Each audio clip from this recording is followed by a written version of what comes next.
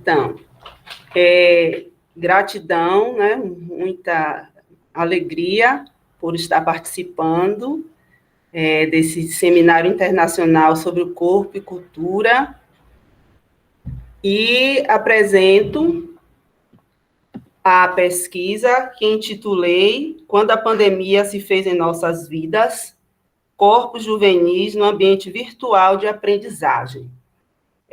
Eu sou Joelma Floriano Tosta Gomes, e professora da educação básica, do ensino fundamental, do ensino médio, da educação de jovens e adultos. Tenho formação em pedagogia e história, em licenciatura em história, e mestrado em educação e contemporaneidade. Essa observação minha se fez, né, esse texto sistematizou a partir da minha inquietação de saber como os estudantes estavam se adaptando ao novo ensino, uma vez que nós, professores, não acessamos visualmente os corpos deles no aplicativo de videoconferência disponível para as aulas. Então, partir do processo, das reflexões acerca do processo, né, dessa adaptação do ensino remoto, as percepções dos estudantes do ensino médio na faixa etária entre 15 e 18 anos, em um colégio da rede pública estadual de Salvador, Bahia. O objetivo é apresentar os pressupostos adaptativos e as percepções do corpo juvenil no enfrentamento ao novo modo de ensino e aprendizagem. Tracei também um objetivo específico, que foi observar como acontece a interação desse processo histórico-cultural, social e educativo na pandemia, utilizando a metodologia de observações participativas, registro dos estudantes na atividade proposta, disponível no Google Classroom, que é a plataforma de sala online em que os educadores e educandos podem realizar encontros virtuais com o objetivo de ministração de aulas à distância. Utilizei da fundamentação teórica de alguns autores, tais como o professor David Le Breton, a professora Guacira Louro, professor Boaventura Souza Santos, professora Maria Cecília Silva de Paula, e David Le Breton abordou sobre a linguagem corporal. No caso, eu utilizei essa pesquisa, onde as palavras falham, o corpo fala, não para se perder, mas para encontrar marcas. Além disso, ele também me ajudou a compreender as percepções sensoriais, os sentimentos, a expressão emocional, em que parecem ser a emanação mais secreta da intimidade do sujeito. Mas, além, eles não deixam de ser social e culturalmente determinados. A professora Guacira Louro, eu utilizei para compreender a afirmação em que ela diz que um ambiente escolar possui o objetivo de integração, inclusão e ajustamento. Se não conseguem cumprir tais objetivos, o que tem feito a escola na contemporaneidade? Boaventura Souza Santos, utilizei da sua opinião sobre a pandemia, em que ele afirma que a pandemia vem apenas agravar uma situação de crise a que a população mundial tem vindo a ser sujeita, daí a sua específica periculosidade. E professora Maria Cecília Silva fala também sobre o corpo aprisionado virtualmente. A professora aduz que o corpo presente em todos os lugares estavam dispostos em uma sala de aula presencial. Agora, vemos presos pela internet, apesar de estarmos em contato, não é semelhante ao contato e aprendizagem real. Aqui eu contextualizei os protagonistas da pesquisa e o locus. Então, fiz uma referência aqui, uma imagem desse momento, do momento do Google Meet, e aqui os protagonistas são os estudantes entre 15 e 18 anos, e o colégio estadual é o Colégio Célia Mata Pires, localizado no bairro Jardim Santo Inácio, em Salvador, Bahia. E disponibilizei, com isso, das atividades, dos relatos dos estudantes. E alguns relatos eu pus na pesquisa, no artigo.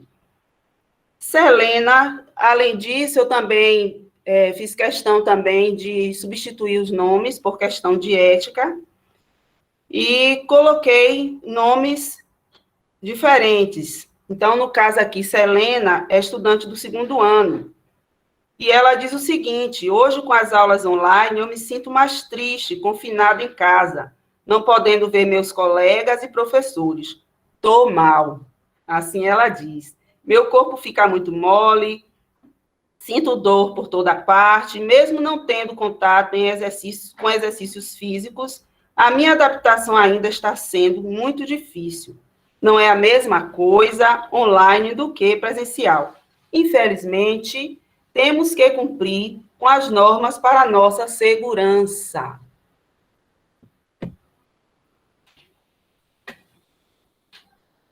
A estudante branca, também do 2º ano, relata sua percepção acerca do momento histórico vivido.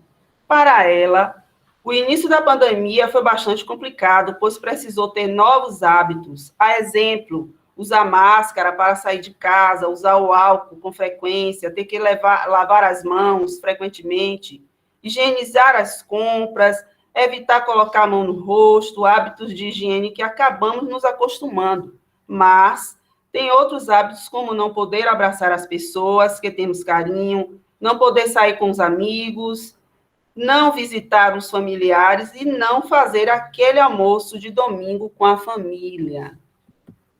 Geovânia, 2º ano também, a estudante, desculpa, 1º ano. A estudante demonstra que esse momento da pandemia tem sido muito difícil para ela. E um pouco chato para a pessoa que está sempre com amigos, saindo para passear e em união com a família. Tem sido dias difíceis e um pouco só, mas diante de todos os cuidados que devemos ter, ainda assim, dá para sairmos com cuidado e respeitando o distanciamento. Mas sabemos o quão ruim está sendo ver as pessoas e não poder abraçá-las e beijá-las. Isso faz muita falta em nosso dia a dia. O aluno Ronaldo, do 2º ano, diz: nesse momento, com essa pandemia, eu me sinto fisicamente bem e mentalmente abalado com todas essas vítimas. Uma tia, que já morou comigo, pegou a doença e, infelizmente, faleceu. Ela tinha problemas de saúde, mas vivia bem. Tenho certeza de que Deus a colocou em um bom lugar. Outras pessoas da minha família pegou a Covid-19 e, graças a Deus, foi assintomática. Contudo, para não dizer que só teve momentos ruins nessa pandemia, as coisas boas foi que fiquei mais tempo com as pessoas que gosto e ficar em casa sem sair para mim está tranquilo, porque sempre fui de ficar em casa e não sou muito de sair e passei a maior parte da pandemia no interior. No caso aqui, no interior da Bahia, que ele especifica. O estudante Jackson do Pandeiro, ele diz que está muito difícil, a distância é uma das piores coisas que já aconteceu. Infelizmente, não tem muita coisa a fazer. Mesmo no tempo de pandemia, precisa sair de casa para trabalhar, ficando indignado com a falta de competência dos nossos governantes desse país. Mas agora só nos resta chamar por Deus e pedir proteção e para nós, para ele e para nossos amigos e familiares. As minhas considerações finais. Ah, meu pai.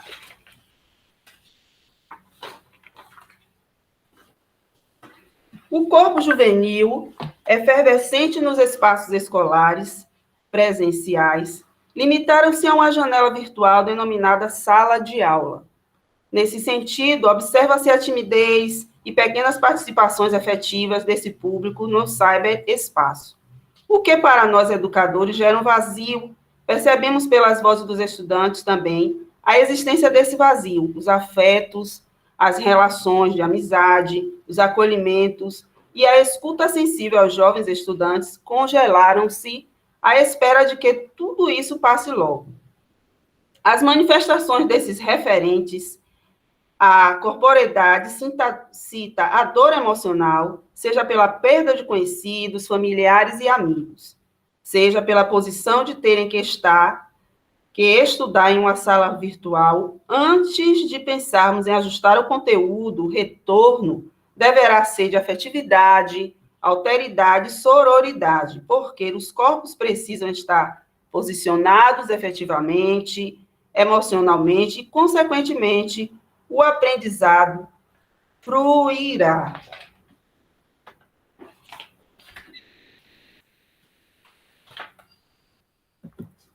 As referências que apresento, também os nomes denominados, substituídos dos estudantes, dos entrevistados. Aqui eu tenho algumas atividades feitas no Google Classroom, dos alunos, dos estudantes.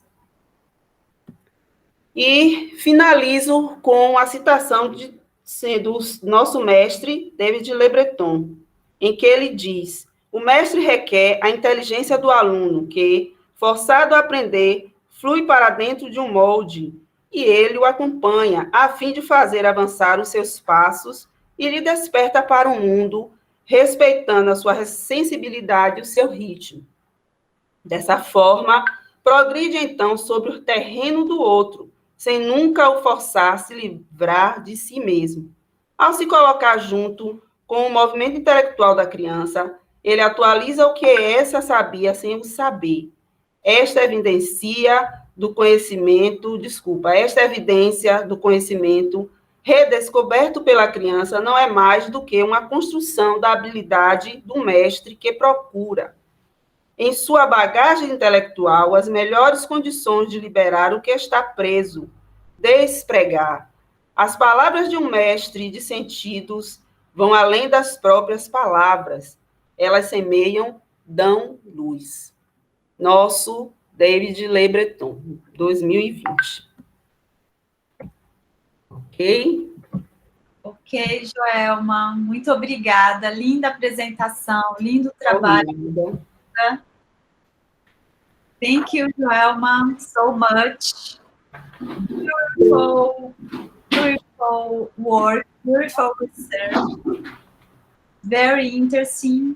But the debate is after, okay? We have the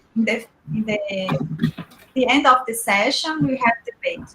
If someone has a question, please write a question, and after we can do the debate.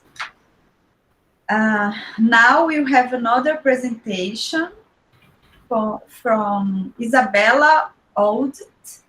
I'm not sure if it's this way that I can say the name, but Isabella, welcome. The title of the presentation is The Aesthetical Social Body, Art and Artists in the Pandemic. Thank you so much, Isabella. Welcome. Thank you, Dulce. Thank you so much. Thank you for the invitation. And I think I start just straight away because there is not much time for the moment, the 15 minutes. So I'm speaking about art and artists in 2020 and 2021, so during the pandemic. And I start with sharing my screen. I hope that works.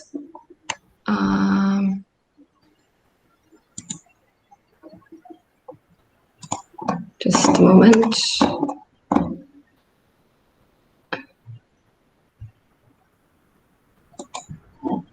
Can you see the screen? Yes. Can you see my presentation? Yes, yes. Yes? Okay, good. Thank you so much. So I'm starting with the explanation about the theory I'm discussing, and after this would like to present some several approaches, artistic approaches to the situation of art and artists in the pandemic time.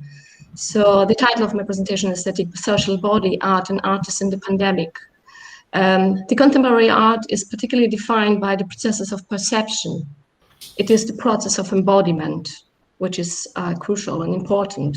Sensual, the physical gesture, and the emotional world, which refer to the cognitive understanding of man and the world, are themes of art, and they manifest themselves in the exploration of the body and its states, either through the physicality itself or all the materials related to the body. Moving matter implies physical expression and impression. In the phenomenology of perception of 1945, Maurice Merleau-Ponty took a broad approach to a theory of perception. The artistic in this context is emphasized, particularly in his essay, The Eye and the Spirit, from 1961. And there, Merleau-Ponty shifts the understanding of art towards physical action. He writes, and I quote, "The painter brings in his body," says Valéry, "and in fact, one cannot imagine how a pure spirit could paint. By lending his body to the world, the painter transforms the world into painting. My acting body has its place in this visible world, is a part of it, and therefore I can direct it towards the visible," quote end. As a body acting, art is involved in processes of interaction and social networks. Merleau-Ponty continues, therefore, and I quote again, "The human body is present when there is a kind of encounter between who looks at what is visible, between what is touching and what is touched, between the eye and the other, between one hand and the other," quote end. Whereas Merleau-Ponty is still addressing a relationship between the body and the visible world, Judith Butler emphasized, as stated in her essay, Performative Acts and Gender Constitution, an essay in phenomenology and feminist theory from 1988, the identification of the body as such a non-corporeal performative act.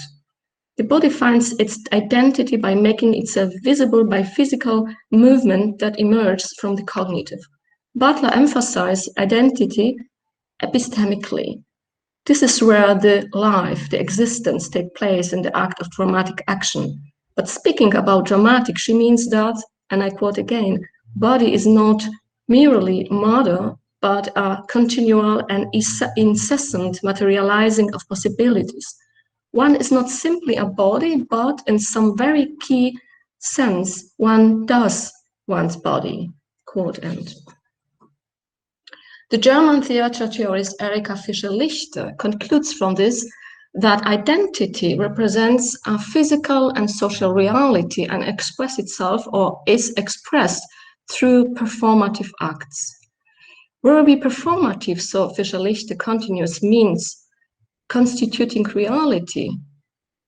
Art, aesthetics, and contemporary art move in this structure of the physical and the embodiment as a reality creating powers in the social context. That is the background of calling the body and the art as an aesthetic social body. But how does an art aesthetic, understood in that way, react to a crisis?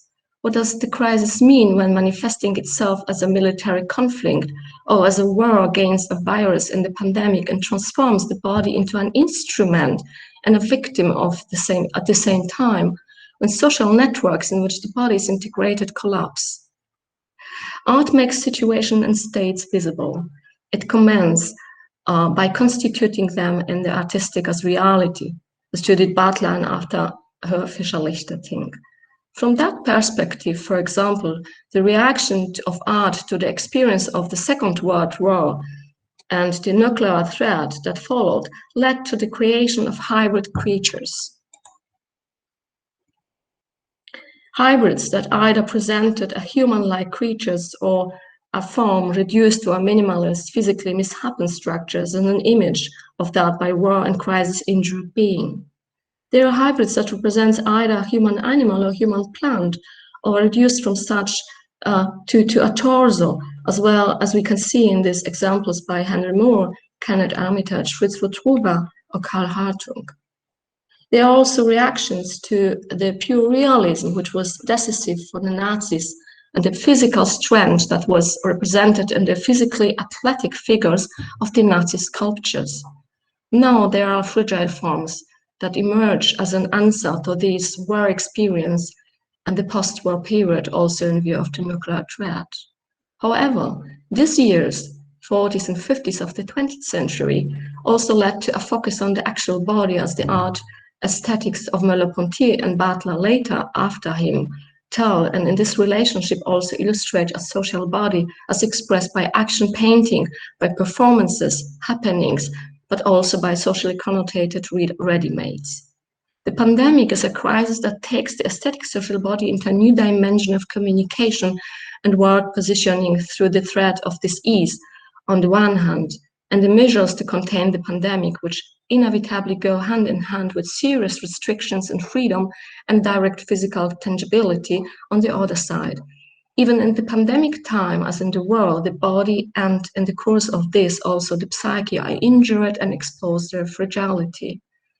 Under the conditions of the states of distance, isolation, lack of emotionality created by the pandemic through distancing, the positioning of the body in the world mentioned by Merleau-Ponty, and the creation of identity through the physical act, as discussed by Judith Butler and her performative aesthetics, had to be artistically reassessed in that time, in 2020-21, facing the pandemic, because the usual networks and the location of the body have been abolished.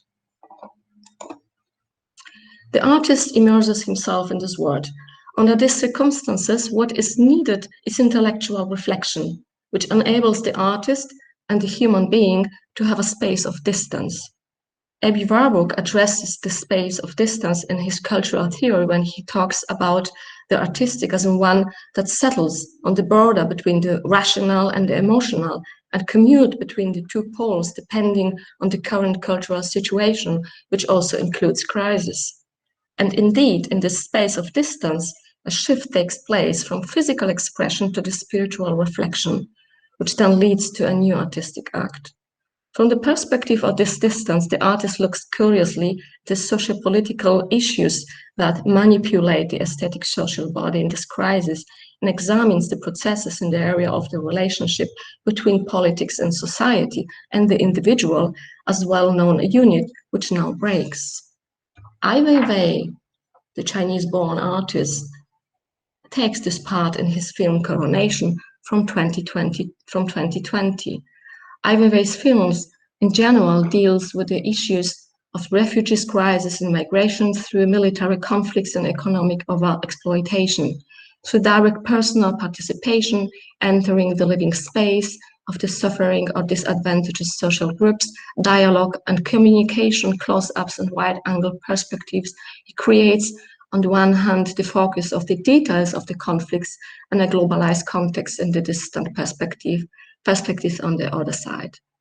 But Coronation was created in 2020 from raw film material that was made by artist collaborators in Wuhan, the multimedia metropolis in China, where the outbreak of the pandemic is suspected, and which on January 23, 2020 was the first major metropolis to be completely sealed off from the world and placed under lockdown. And I want to show you some excerpts from this film before I'm continuing. So this is the beginning, and I hope you can see this.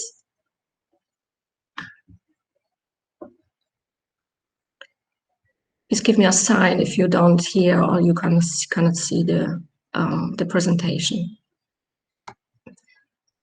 This is the overflight, and the film begins with this overflight over the big train station in Wuhan, and then it continues to empty spaces and behind it, where you can see also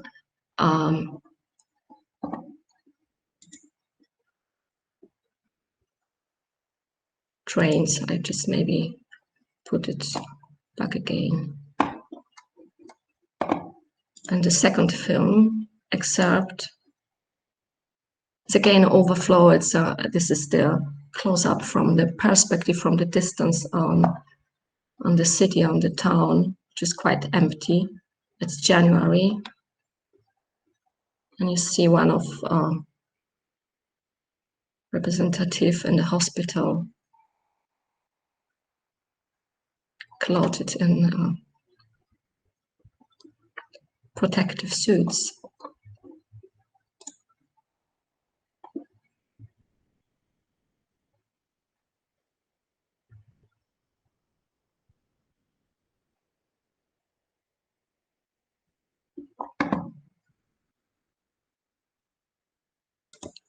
So I'm showing the next excerpt. This is a doctor who is walking really very long in the film. So 6-7 minutes through corridors and floors in a big hospital, which was built during 2 weeks after the lockdown in Wuhan. And she's going to her office, a space where she will change the clothes. I stop it here and I'll show you what she's doing now. She is washing her hands very carefully, very long. These are really long sequences in the film, so focusing on these details. And then she's then putting her clothes, protective clothes, the suits. And then she's then going to the patients in hospital. So another excerpt. This is very interesting because this is an observation from someone who's outside the space, and the doctor is now dismantling this the contaminated suit by the virus because she worked directly with patients. And she gets advices what to do. For me, it's something as a very strong image of control at that time, even if it's necessary. That's the ambivalence of the situation.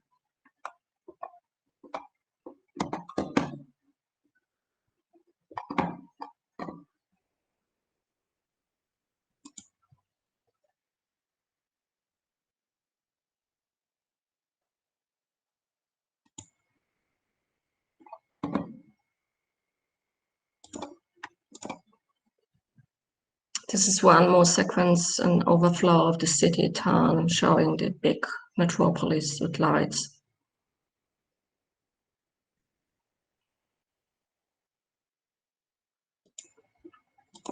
There's another sequence where someone in China is complaining about the situation. They didn't know what happened and about the virus. And he sent his father to Wuhan and he died because of coronavirus.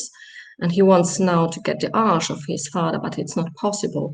And because someone from the public offices wants to control this, and they said you have to be accompanied by someone from the office. So he's complaining about this. And then it's a situation where people are waiting after the lockdown was lifted, to get the ashes of their family members. And the last sequence, this is the end of the film. It's one of these people filmed burning somewhere in the street the ashes of probably one of his family members.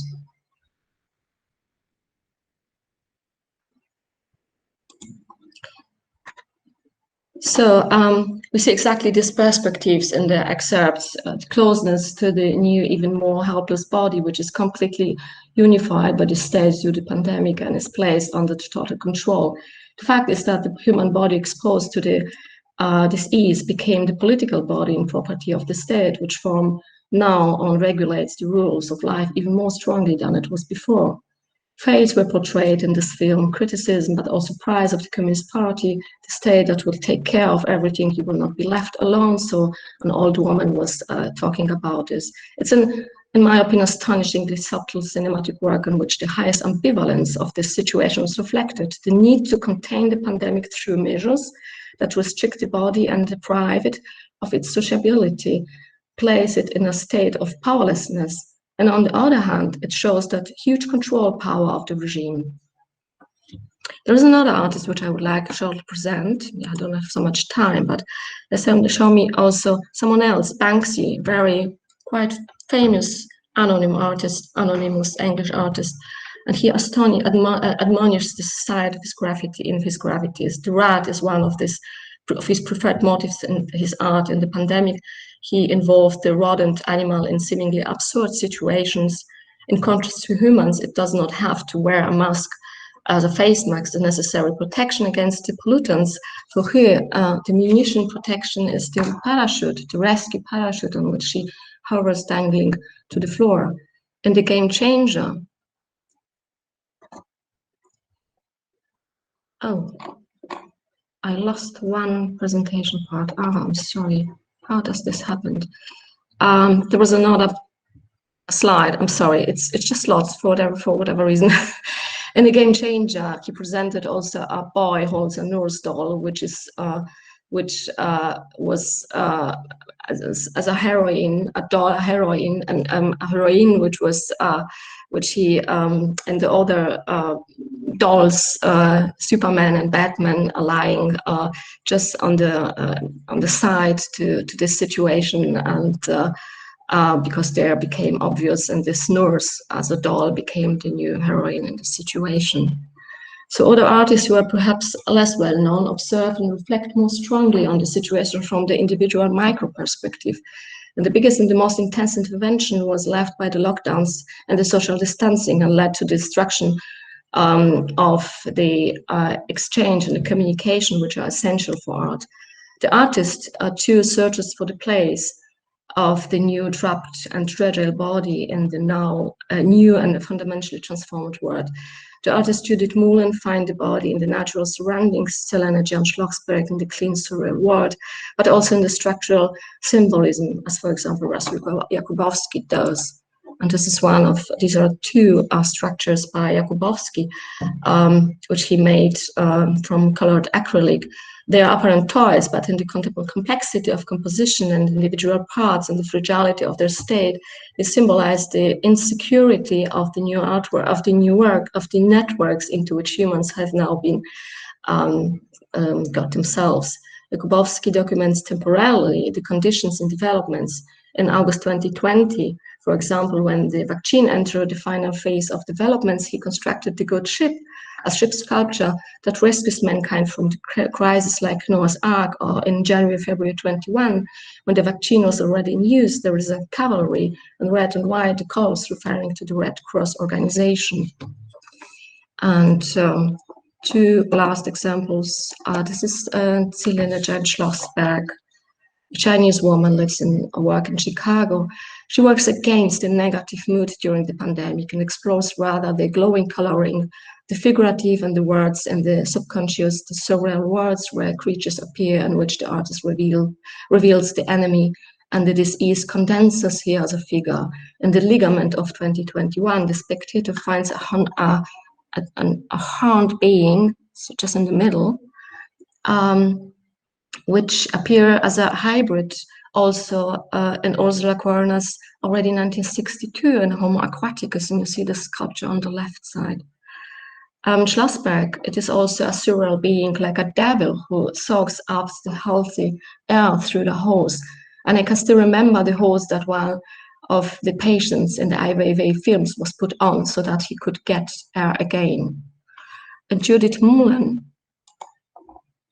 observes the movements of people who, facing the lockdown and the loss of urbanity, head to nature, perceiving it as a safe harbor. She titled her work Shields and Masks, referring to the instruments of defense and protection for the body against the attacks. And she forms these defense instruments as well as wall sculptures from natural materials and reminiscence with dead tree bark, which she perceives and photographs during the works in the forest. This mask and shields refer to the human body, now exposed as a target of the biological. Oh, Giulio, É o seguinte. Yes, I'm coming to the end. Just one sentence. Onde eu vou apresentar o trabalho com a Esther. E aí eu estou colocando esse link para todo mundo entrar. E a aula... Eu não consigo fechar. Fecha aí, Júlio, por favor. Até 4 horas por lá. Áudio. Aí depois, 4, 4h30, é que a gente vai entrar para você fazer a apresentação. Júlio, seu microfone está aberto. Não dá problema lá com... Sorry, professor. I'm so sorry. What happened? I'm a little bit long. I'm sorry. I just want to tell one last sentence. Is it possible? Yes, please. Yes. Take your time. I'm so sorry. I don't know what happened. Okay, so I just finished my presentation. Just one last sentence. So Merleau-Ponty believed that the human body is present when there is an encounter between who sees and the visible, between those who are touching and those who are touched. I call this body the aesthetic social one. Exactly this fundamental relationship of physicality was suddenly missing in the pandemic. And the artist is just searching for this ever again. And the artist finds himself now in the space of distance, which at first is rather a space of intellectual reflection and not emotionality, but the reflection ends up again in a physical expression of an artwork. So what I wanted to say and explain is just, I think the artist observe the loss of the body and the threat of loss of control of the body, and they observe the situation and approach in their artistic way this situation and explore it. Thank you. Thank you to wonderful presentation, Professor Isabella. Sorry for the problem with audio. What was happened? Someone is open the audio and we have a problem with this because everybody is listen his audio. I'm so sorry, but it's happened. So sorry. Okay.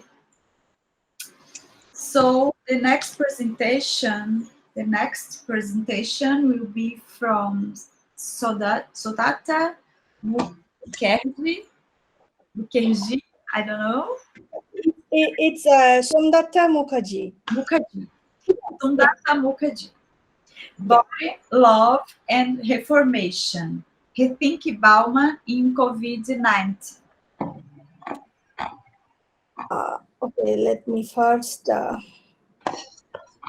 open.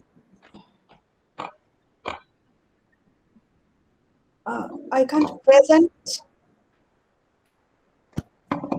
Yes, sure. Oh, yeah. Mm-hmm.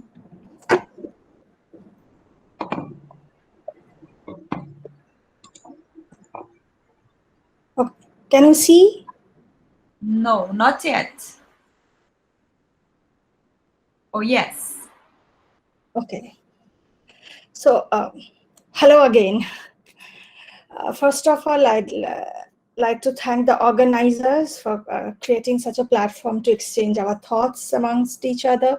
I'd like to thank the editors for selecting my paper and allowing me to present my paper over here, especially express my heartfelt gratitude to Professor Craig Cook for the encouragement when I became the member of this research group.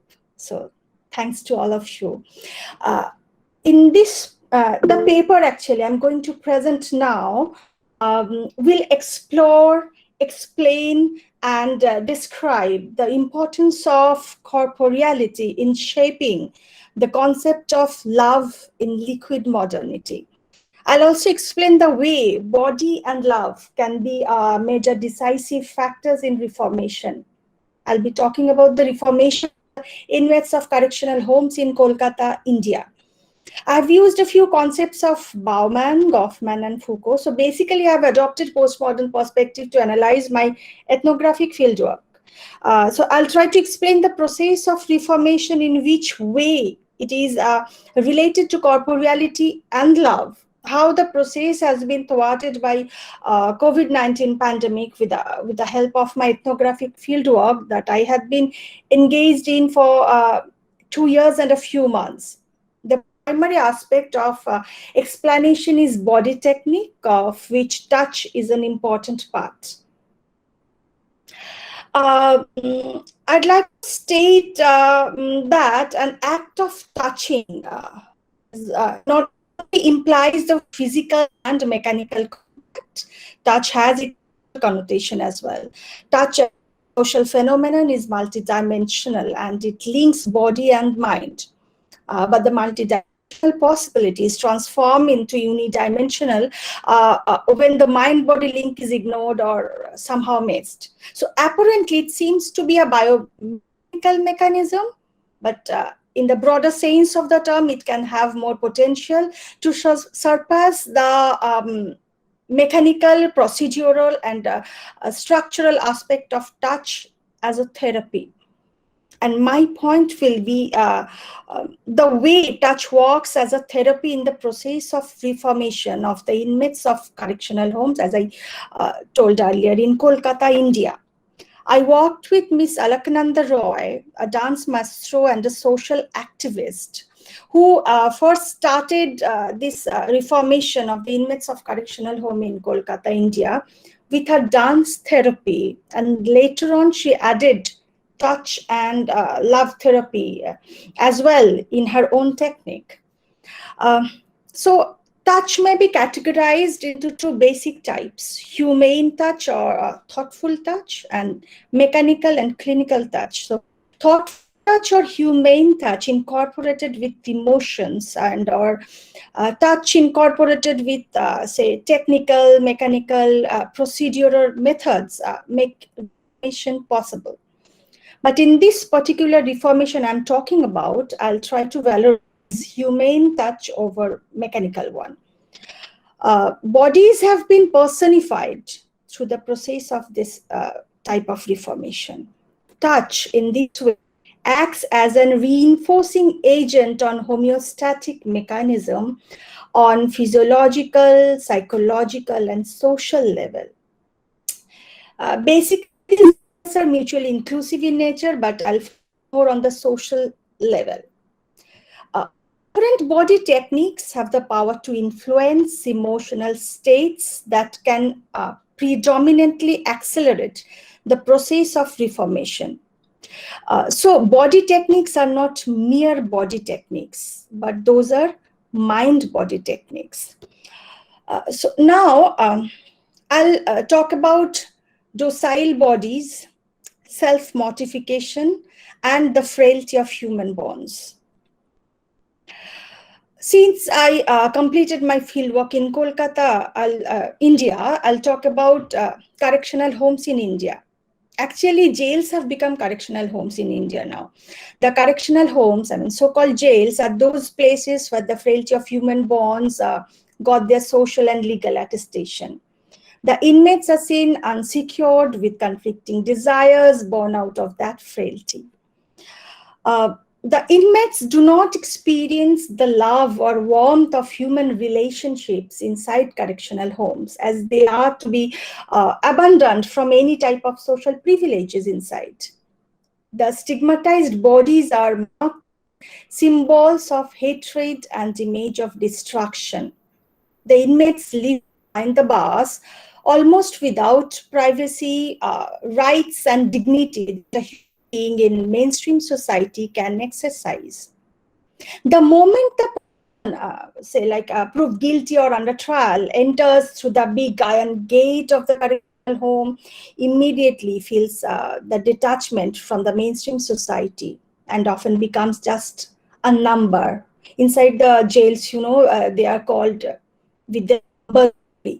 So person experiences a sudden and drastic change in self-consciousness through degradation, humiliation, and profanation that compel the person to consider himself or herself just as significant other. Their bodies become docile bodies for constant surveillance and self-mortification. They are not allowed to keep their personal belongings with them. In most of the cases, they are stigmatized just as numbers, as I mentioned earlier, and they have to appear in a queue for their time-to-time counting. Any social privileges are, in most of the cases, denied. They are bound to follow particular daily activities assigned to them. They are coercively compelled to express corporeal signs of respect to the staffs. Their body techniques change. In this way, body is marked as symbols of hatred through some of corporeal techniques, self-mortification, and stigmatization. Bodies are object of control. Now I'll talk a little about my field experience. The first time I met Miss Alaknanda Roy inside Presidency Correctional Home, Kolkata. She was there to take dance classes for the inmates. Over years, I saw her work with them. Her passion and devotion for the work is amazing, I must say. She talked about her own experience inside correctional homes. It's not quite, you see, normal to see a murderer dancing. So the reformation was difficult. Actually, the miracle happened with touch. One day in the summer, she was sharing her experience with me. In the summer, during the practice, one inmate fell down in the ground. Nanda immediately took his head on her lap and sprinkled some water on his face. The inmate opened his eyes, kept on looking at her. Later, he told that it had been a long time that I haven't seen my mother. But now, when I close my eyes, I see your face. From then on, Alaknanda became their mother. It's a journey of a dancer, teacher, to a mother of the inmates of the correctional home. She continued telling, like, the boy told me, ever since I came to this jail, nobody has ever touched me like this. You were the first one. I never realized that just a little touch can make a huge difference in someone's life. So she continues telling, I realized that touch heals. But this pandemic showed me that touch can harm. It's not down that we are depressed. It is the humane touch that is now missing from our lives. So this one illness has distanced people, and touch has become a taboo. You can't shake hands, you can't hug or hold somebody. That is the reason she named her organization Touch World, that works for the rehabilitation of the inmates of correctional homes in mainstream social life. So in this way, bodies that previously were recognized just as numbers are personified through this reformation that has been possible with the help of touch and love therapy.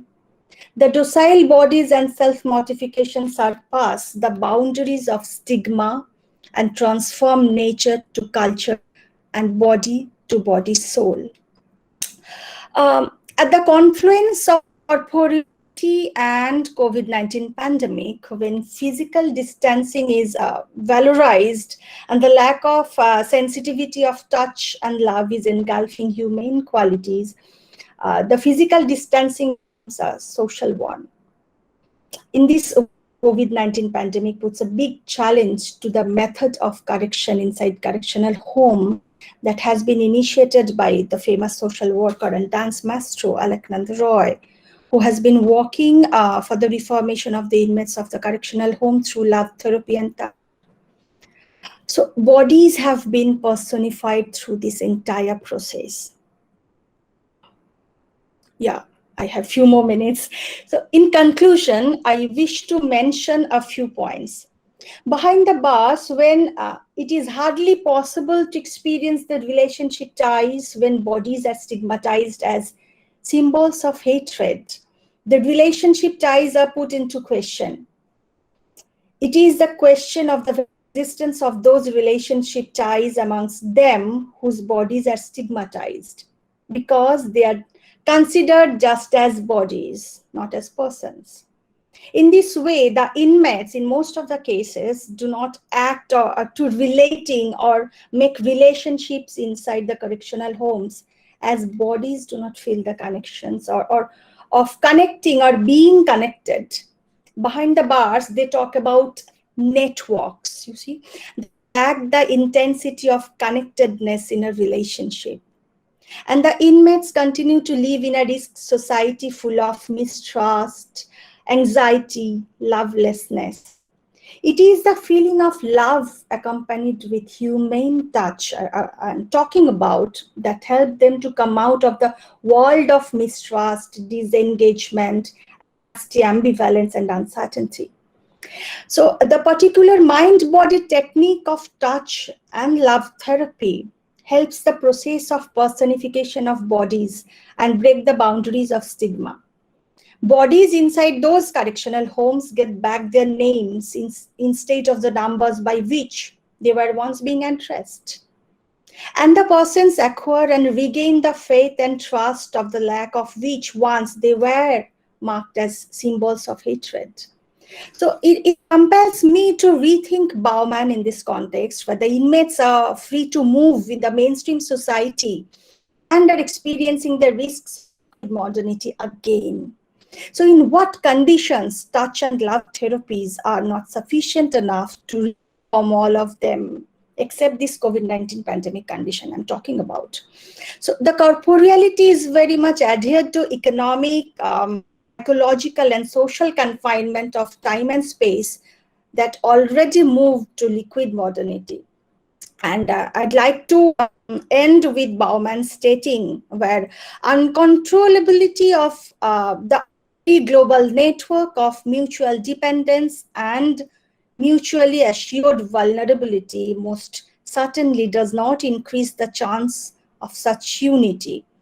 This is only means, however, that at no other time have the keen search for common humanity and the practice that follows such an assumption been as urgent and imperative as they are now. And I'd like to conclude with Bauman, where he's writing, and so you cannot learn to love, nor can you learn to die. So thank you all for your patience, and questions are welcome. Thank you so much, Somnata. It's a wonderful research. Bauman is a very important author nowadays, you know. Yes, it is very important. Yeah. So we have one more presentation. Bodies with Disabilities at Stake, Sitting Volleyball, Maria Denise Dourado, Esther Campelo e Dulce Almeida.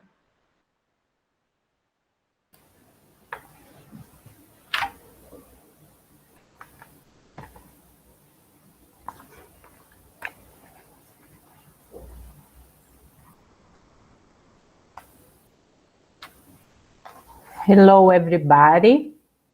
I am Maria Denise, Brazilian Portuguese speaker, Brazilian PhD student at Universidade de Brasília. Now I will introduce myself and my physical appearance in order to allow people with visual disability to recognize me. I wear glasses, I have short gray hair and some wrinkles, dark eyes and light skin. I am dressed in a white hand embroidered blouse, and in the background is a white wall with some paintings. I am in Goiânia, city where I am carrying on the studies related to this research, and this paper is part of a doctoral research in which the object of the study is the body with disabilities of women sitting volleyball players, and is carried out in the research group called NECOM, Nucleus for the Study of the Body and Nature of the University of Brasília. We structured our presentation in the following topics. This opening, in exposition the objective of the article, the methodological approach, discussion, the conclusion, which I already anticipate, is that these bodies subvert the capacitism logic. Starting our presentation, I present the focus on this article, the body with disabilities of women sitting volleyball players, and how the development of this bodily practice enabled the migration for a rehabilitation paradigm to become a Paralympic sport, breaking with the logic of capacitism. Here, we define capacitism as a form of discrimination of unfavorable judgment against people with disabilities. Capacitism produces bodily hierarchies and materializes in prejudiced attitudes against people with disabilities, seeking to adapt their bodies to the normative standard of functionality and beauty. We use corporeality embodiment as an analysis axis because, according to Ferreira, it is located in the time and the space that gave rise to the understanding of the body as a social cultural construction. And according to David Le Breton, because it is linked to culture, in the highlighted case to parasport culture.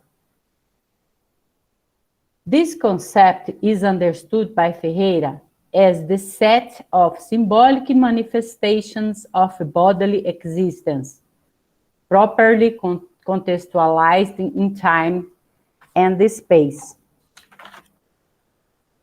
Capacitism embraces a set of meanings that reveal socially constructed prejudice and stereotypes and historically disseminated, which today permeate the discourse of common sense.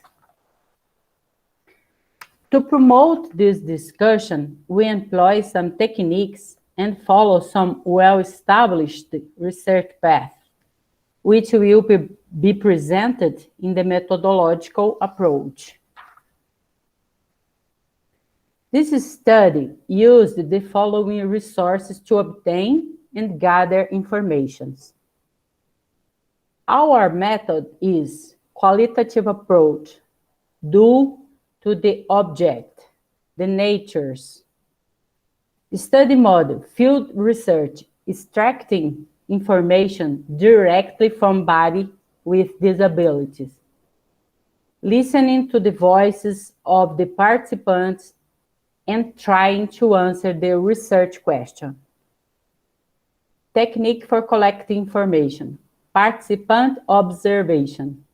To get closer to the participant's bodily reality. To approach on understanding with my own body the experiences lived by body with disability. As you can see at the end, we follow authors such as Chordas, Le Breton, Schilling, and Ferreira, among others, as theoretical basis for this research.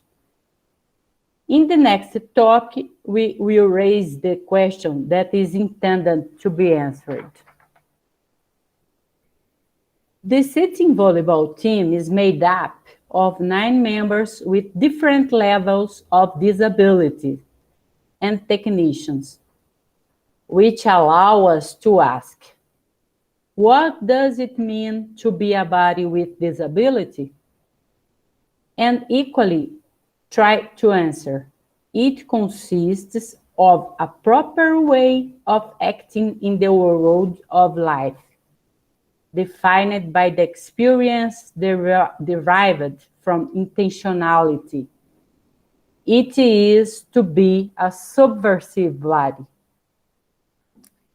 The development of capacities and gains in motor and social skills confirm the subversive potential of these bodies, in opposition to the assumptions of incapacity socially assigned to them. The sitting volleyball is a para-sport that transcended the physical practice and became a modality in which bodies with disabilities are able to undertake intentional actions that oppose the symbolic and socially limits imposed on it. As stated in the methodological approach, among other authors consecrated in the themes in question, the basis of these discussions were the works described in this slide here. I appreciate everyone's attention, especially the effort of the event's organization to enable the discussion of an issue that has not been considered as having an analytical consequence beyond borders of the medical science, and the rich problematization in the light of the social science. Thank you. Obrigada. Arigato. Thank you, Denise, so much.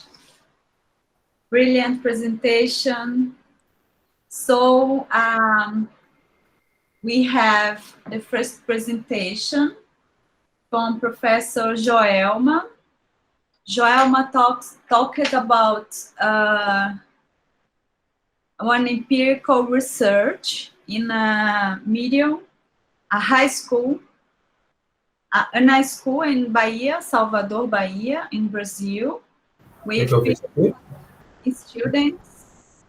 Sorry? Please, I would like to ask you, please, keep the microphones closed. Por favor, gente, mantenham os microfones fechados, porque vocês estão interferindo na palestra.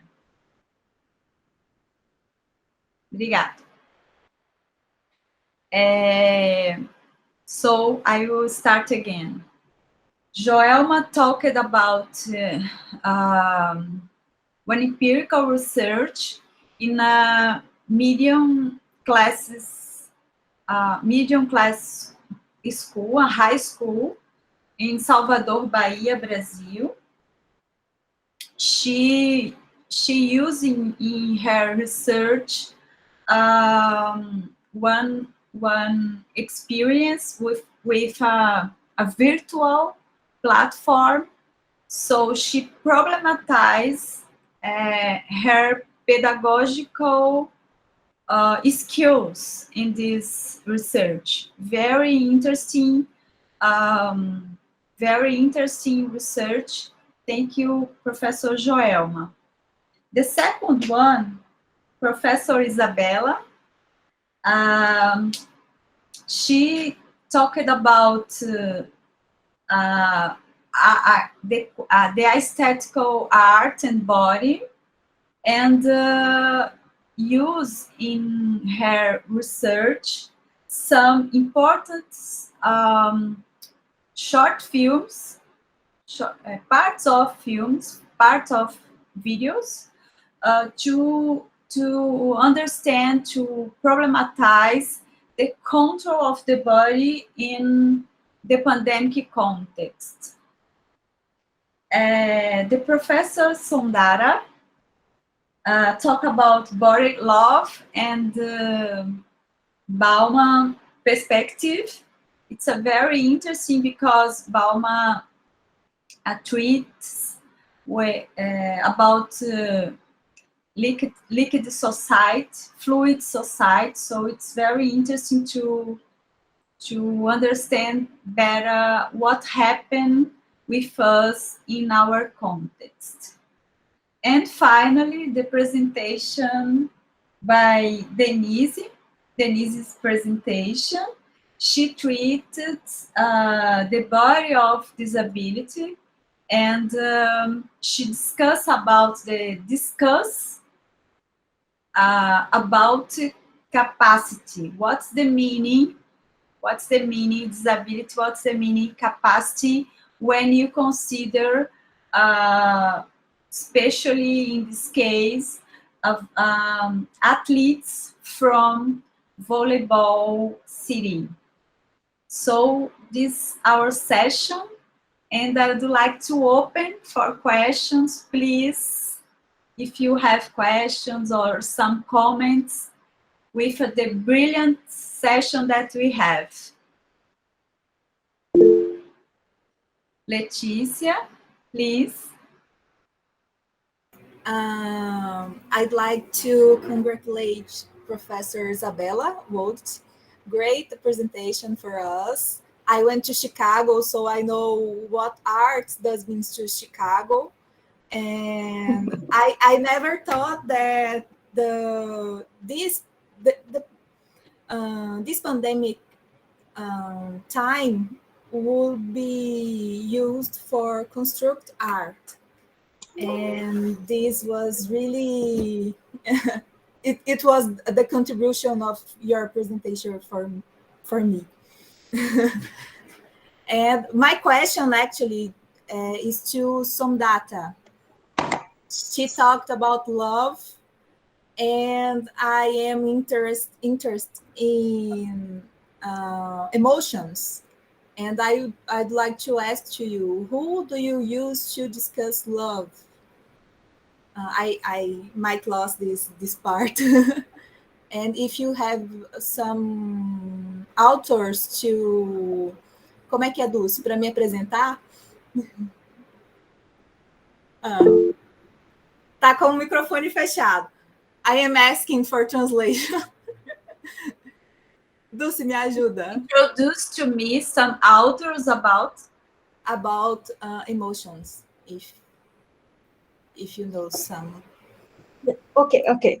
So, how do you pronounce your name? Like Leticia? Am I correct? Yes. Thank you very much for your question. Thanks for your patience. So, first of all, I'd like to say that I adopted Bauman's concept of liquid love in liquid modernity. How Bauman explains like the fluidity of love. It's not concrete, it's liquid. Like when we usually put any sort of liquid in any pot, it takes immediately the form of that particular pot. So it hasn't its own formation or identity. So Bauman talks about that. In liquid modern society, love is not very much what I say, like it's not eternal in that way. And to express, and love is very much abstract. You have to express love through your emotions, and touch is one of them. Like, when nowadays what's happening, we are expressing our emotions virtually. Like, once I explained to my students that you are messaging or texting in WhatsApp with kisses, and can really a virtual kiss replace the original one, or a virtual hug replace the original one? So that's the point. When Alaknanda Roy, actually, when she started the Reformation, she started dancing, and the miracle happened with that touch. The inmates in the correctional home I talked about, they miss the humane touch. And touch, touch expresses a lot many things that words can't express. When you are in depression or you are in trouble, you see, and you some of your friends just sit beside you, hold your hands, not speaking any word, it means a lot. Touch can heal that way. So I was talking about that humane touch that brought the reformation among the inmates in the correctional home. And now when this pandemic took place, they are missing those things. Even you hit someone whom you love, the person will immediately realize that it's not hit out of the anger, you know, there is love inside. So you can learn to love. You can't learn to love, nor can you learn to die. So it comes automatically. So it's the restoration of humanity through touch and love. Love can be a therapy, you know, it can work like a therapy. That's my point. I hope I can, I'm able to give you the answer. Very interesting, Professor Somata.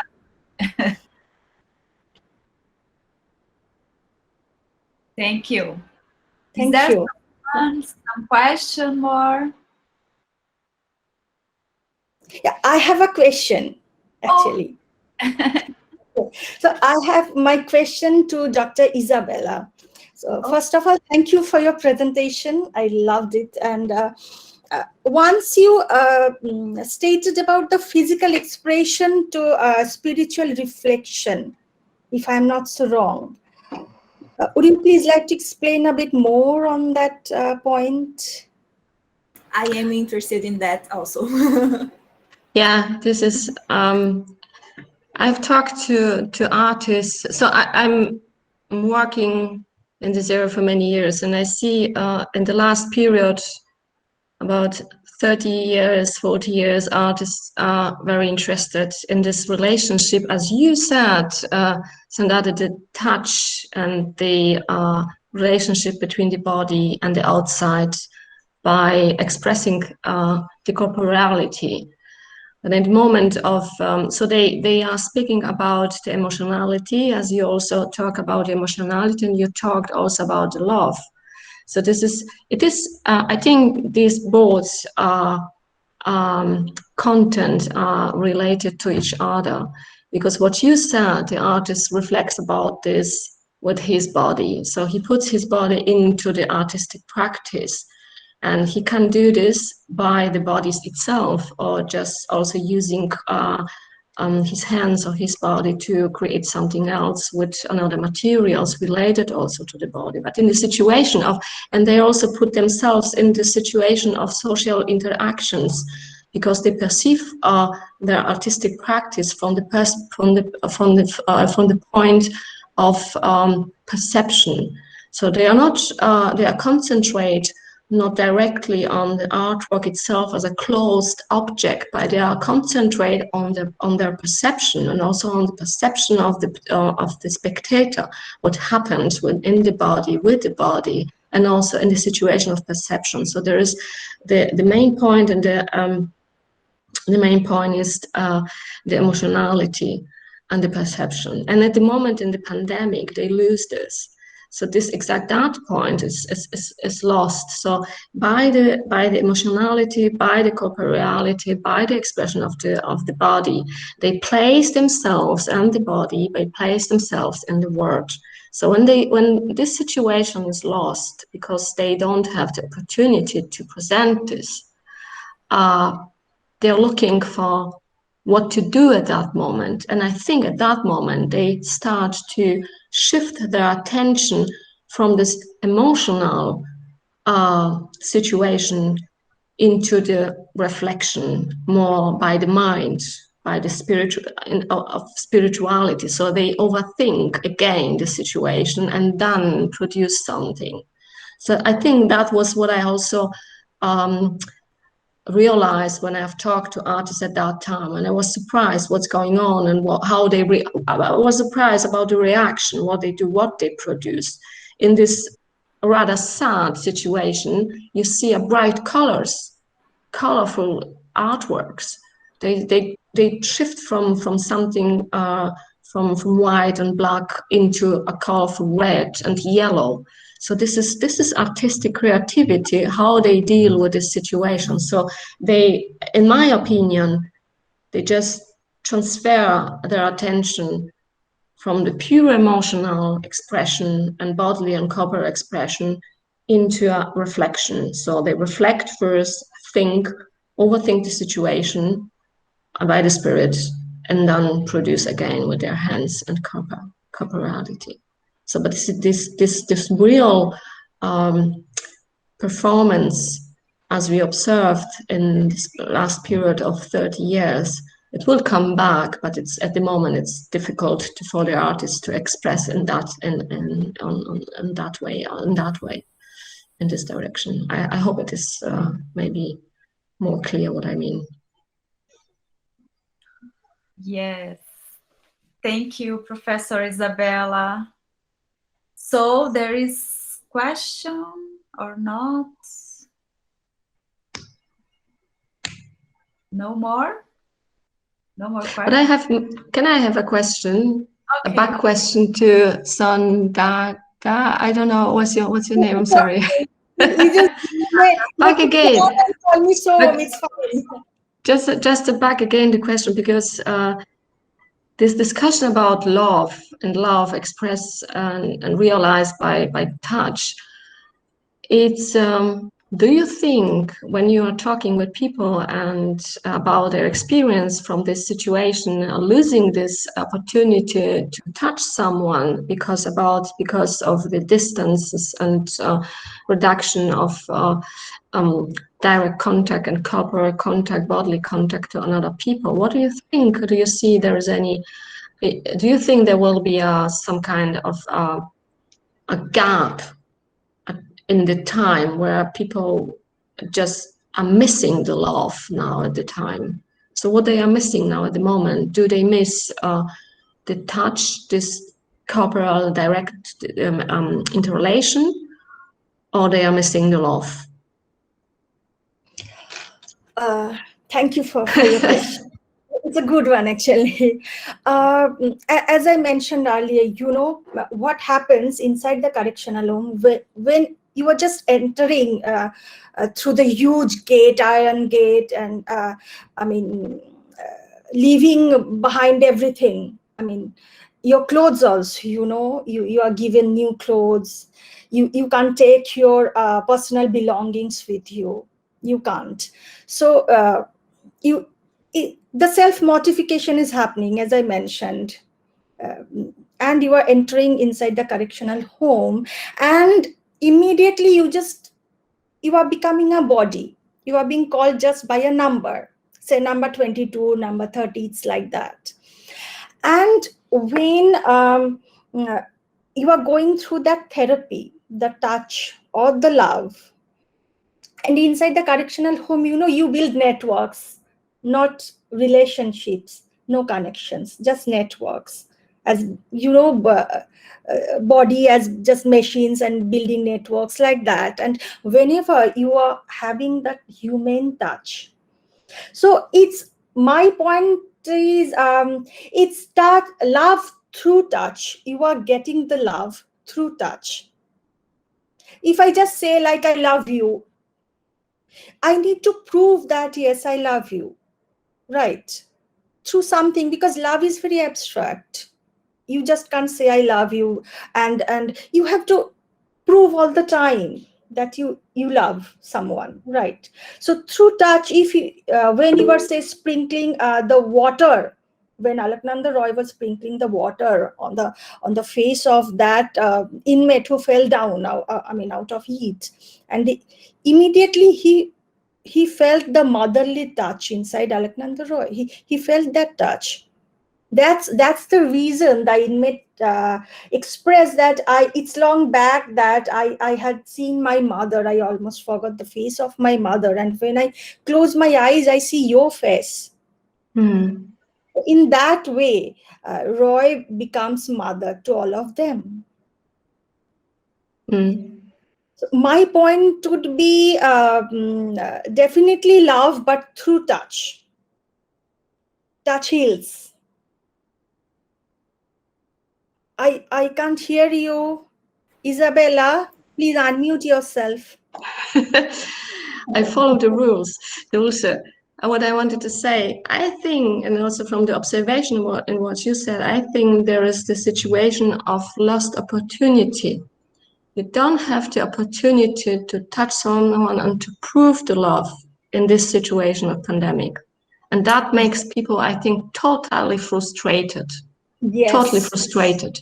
Because you know you don't have this opportunity. It's not possible.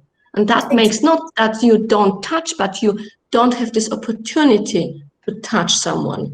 I think that's the crucial point of frustration in the pandemic. Exactly. Absolutely correct. Yes. Yes, makes sense. It makes sense. Thank you so much. And there is one question more. Jessica, please. Okay, that's right. Antes, first, Joelma, Denise, foi muito boa a apresentação de vocês, tá? Achei muito pertinente os temas que vocês trataram, e aqui eu queria agradecer a oportunidade, né, de vocês terem socializado estas pesquisas conosco. E as perguntas, né, two questions for Sondata and Isabella. First, Isabella, how we demonstrated the relevance of looking at art, considering all its possibilities in moments of social tension, policy, economical. Can art be a way to reinvent ourselves, to save ourselves? I think I talked a lot of the body and the body express and the corporeality, but I think very important part of art is that you have the opportunity also to act aesthetically and artistically, even if you don't have a spectator. And I think you can also, because artistic practice is a lonely way of work normally. The conceptualizing of art and writing, it doesn't matter if it's a fine art or it's writing or making music. Normally people, when they conceptualize art, they work lonely, sometimes in groups. And I think that's also maybe the reason that we have, for example, in our university, very many people last year, 2020, starting to study expressive arts. It was just because they felt this is maybe also the way to get back to myself and then express myself, because you can't express yourself also if you are just for yourself. And it doesn't matter which kind of art you are making. So yes, I think so. It is a good opportunity to go over the pandemic by the art, because you can just reflect yourself, and you can also to speak to your members of your family if you cannot maybe touch many people. But on the other side, you can reflect yourself, as I said, spiritually. So just in your mind. And I think that's a good idea to get back to yourself. And then if there is, again, the opportunity to get in touch with, in contact with another people, to go out. So I think that's the main point, also one of the main points of artistic practice, because you work with yourself at first. Thank you. Pessoal, só para tentar traduzir aqui rapidinho, eu perguntei a ela, né? Como demonstrarmos a relevância de olhar para a arte, considerando todas as possibilidades da arte, né, em momentos de tensão social, política, econômica. E aí, se a arte ela poderia ser uma forma de nos reinventarmos ou até mesmo de salvar a nós mesmos. Então, foi isso que eu perguntei para ela, né? E, Sondata, Yes. Realize a form of revolution in love is seen by many as an illusion, but violence doesn't help us change things either. How important is it to recapture the possibility of love and touch as the restorers of humanity? Actually, thank you for the question. The entire paper is about love against violence, because I worked with the inmates of correctional home, and in most of the cases they are proved guilty against in front of the law. And as I mentioned, it's pretty weird in front of, us normal, so-called normal people, when we see a murderer dancing or acting in a theater, right? Uh, it it uh, it it has been possible, actually, but I must say not in all the cases. As Alaknanda Roy told me, like not every person, not every child is born a criminal. Um, at the end of the day, we all are human being. But yeah, there are exceptions also. There are people who still are in the process of reformation. But at the same time, it is also true that if we can inculcate, I must say, we can inculcate the humane qualities like love. We can inculcate touch amongst us. Definitely, in most of the problems, inside correctional home, as you were talking about violence, we can solve it. At the end of the day, an eye for an eye can stop the war. It's the love, it's the humane quality that we can talk about, right? I hope I could give you the right answer you are asking for. Is it? Yes. Thank you. Thank you. Thank you. Thank you. Thank you so much. Thank you. So we close your session now because you have another one, another session. Now with Professor Dietmar Wetzel. I think he is here with us.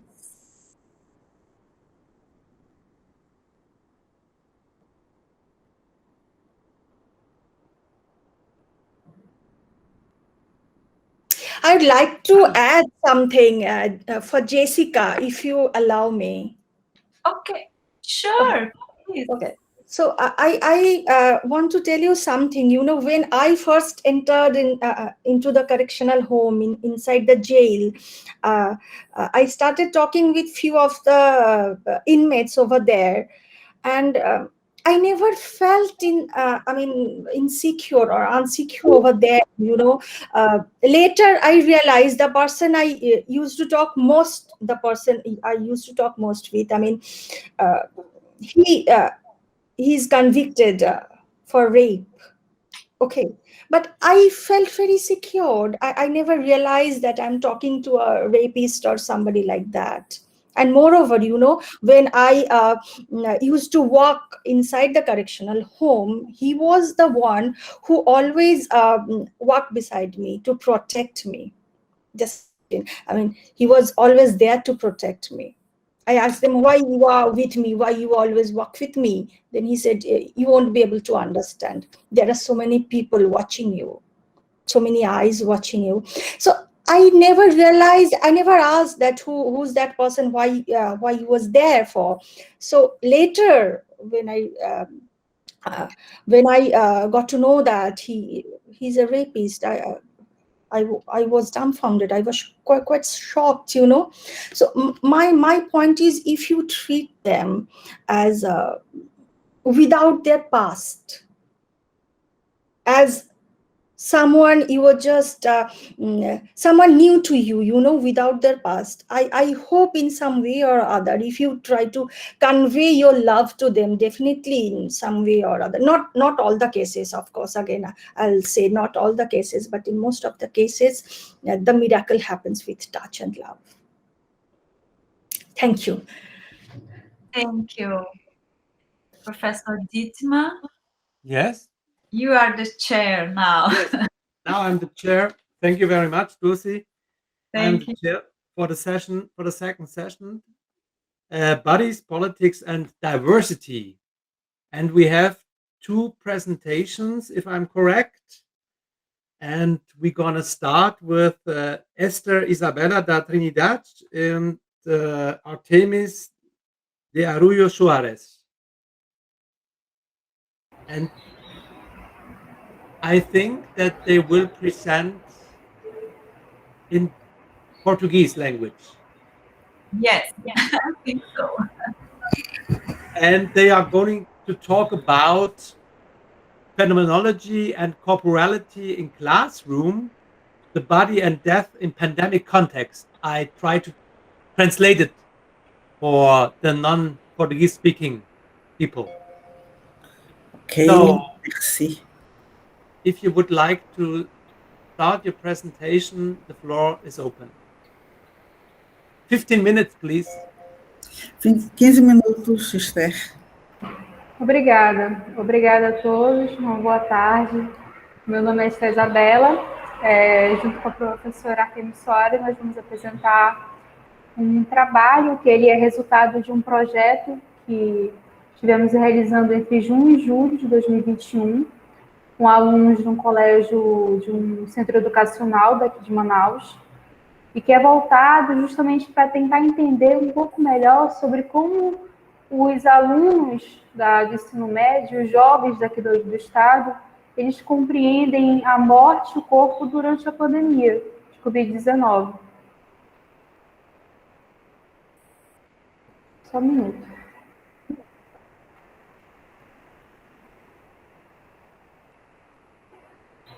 Você vai usar a apresentação ou apenas vai falar? Sim, vou usar a apresentação. Ela tem o PowerPoint? Sim.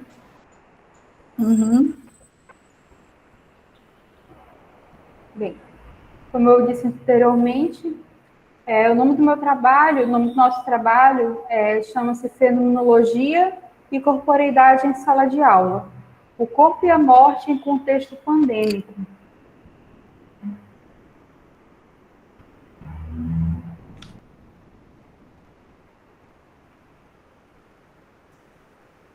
Isso. O objetivo desse trabalho foi o de analisar os efeitos da pandemia da Covid-19 na percepção de jovens estudantes do ensino médio sobre as concepções de corpo e morte, no sentido de captar, de tentar entender as lógicas sociais e culturais desses estudantes na construção de suas existências ontológicas. A busca desse trabalho foi de tentar compreender um pouco melhor sobre o que eles pensam e esses comportamentos que estão por trás desses rostos mascarados.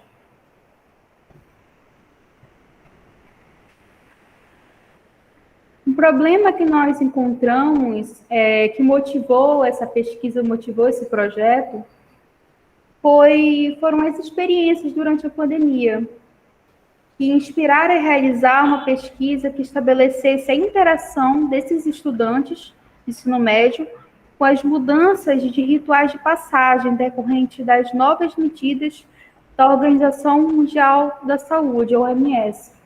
As mudanças que ocorreram tanto em razão da própria Covid, como também na razão das mudanças sociais, das mudanças comportamentais, todas essas mudanças afetaram diretamente a sensibilidade desses jovens, as suas ontologias, as suas percepções. Então, essa busca por tentar entender e, ao mesmo tempo, apresentar para eles essas mudanças de rituais referentes à noção de ritos de passagem, como que aconteceu aqui no estado do Amazonas, quando, durante o auge da pandemia, houve uma mudança no processo de enterro. Várias valas foram abertas, cerca de 400 valas foram abertas em um dia, justamente para receber esses corpos de vítimas de Covid, e houve esse enterro coletivo.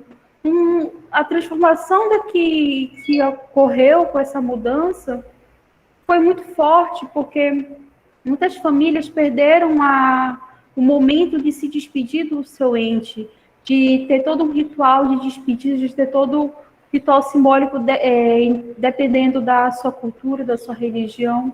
Então, essa transformação afetou significativamente o comportamento dessas pessoas, principalmente os jovens com os quais trabalhamos. A metodologia que adotamos durante a pesquisa é uma abordagem qualitativa e observação participante. A pesquisa se deu pela plataforma do Google Meet, em forma de oficinas com o nome Thanatos, o Corpo e a Obra, entre junho e julho de 2021. Pensamos nesse nome em referência a que Thanatos ele é considerado o deus da morte na cultura grega, e a nossa pesquisa ela voltava justamente para o corpo como obra, que nós tentamos trazer para a sala de aula, mesmo uma sala de aula digital, uma sala de aula à distância, mas trazer para a sala de aula uma desmistificação da morte, tirando ela daquela visibilidade silenciosa, tirando ela daquele ambiente totalmente mórbido, sombrio, e trazendo uma nova roupagem, tentando trabalhar com a morte, questionando o seu tabu, questionando a sua legitimação. E por causa disso, conseguimos alcançar esses resultados. Como atividade final da pesquisa, as alunas com as quais trabalhamos, que foram 4 alunas, elas foram instigadas a produzirem uma obra artística autoral a respeito de suas percepções sobre os conceitos trabalhados e seus sentimentos relacionados à pandemia. Nós tentamos dar um momento para que essas jovens pudessem produzir uma obra artística e se manifestar artisticamente, manifestar sua ontologia e apresentar de forma mais criativa possível. E trouxemos uma questão, que era justamente a questão norteadora dessa atividade. Qual a sua representação sobre morte? Essa foi a questão que foi lançada às alunas. E, como resposta, elas produziriam essas atividades. A aluna Débora Osotin, ela trouxe uma apresentação que eu achei muito interessante, vou falar rapidamente sobre ela. Essa atividade que ela trouxe, essa obra que ela fez toda digital. Ela usou o CorelDRAW e preparou um pôster baseado na sua árvore genealógica. No começo das atividades, ela já tinha comentado que ela estava fazendo a árvore genealógica, produzindo, relacionada a fotos da família dela desde a Europa, na Holanda, a presença da família dela na África, a presença da família dela no Peru. Então, ela trouxe para a sala de aula, nessa atividade, justamente essa árvore genealógica. A princípio, ela falou durante a aula que não tinha nada a ver a imagem, que era uma bagunça artística, mas dentro dessa bagunça que ela fala, ela apresenta também sua ontologia. Ela apresenta símbolos que estão relacionados aos seus antepassados. E foi dessa forma que ela apresentou. Ela disse que não procurou falar diretamente sobre a morte em si, mas que ela queria falar sobre os seus antepassados, que eles trazem as referências de quem ela é e de onde a sua família veio. E essa voz dos antepassados que vibra através dos tempos e que ecoa na sua forma ontológica, na ontologia da Débora. E aqui ao lado eu trouxe uma citação do David Le Breton, que diz: o corpo vivo do homem não se limita aos relevos desenhados por seu organismo. O modo como o homem o investe ou percebe é mais decisivo. A forma como a Débora investe e percebe o seu corpo é muito mais decisiva que qualquer roupagem, qualquer linha traçada para o seu exterior, pelo seu ambiente onde ela cresceu, pelas características corporais ou qualquer definição fora da definição que a própria Débora dá para si mesma, que ela dá para a sua própria história. Isso quer dizer que as percepções do indivíduo sobre os fenômenos biológicos passam primeiro por uma esfera simbólica, antes de representar uma biológica, que é justamente o simbólico que ela apresentou durante a aula, que é esse pôster, esse trabalho magnífico que ela utilizou justamente uma ferramenta digital para produzir. Eu achei muito interessante o trabalho dela. Houveram também outros 3 trabalhos, mas neste momento eu trouxe apenas um. Como conclusão da minha fala relacionada ao trabalho realizado, eu trouxe a fala aqui, que inclusive está presente também no próprio resumo. Nos dias atuais, em nosso estágio de civilização, a convenção social exige que as pessoas tenham autocontrole ao expressar seus sentimentos. Como resposta, o corpo se enclausura, se enclausura em si mesmo e adormece seus medos, angústias e sonhos. A importância de se abordar sobre a morte em sala de aula é uma tentativa de oferecer um ambiente educacional conveniente para debates acerca dos tabus que atormentam o corpo. Eu sempre sou muito questionada do porquê trabalhar a morte em sala de aula. Esse projeto ele é fruto do meu trabalho na minha dissertação, que é voltada para a morte durante a pandemia de Covid-19, e sempre sou questionada do porquê trazer a morte para a sala de aula, porquê trabalhar com um tema tão mórbido, tão triste, ainda mais nesse momento de pandemia.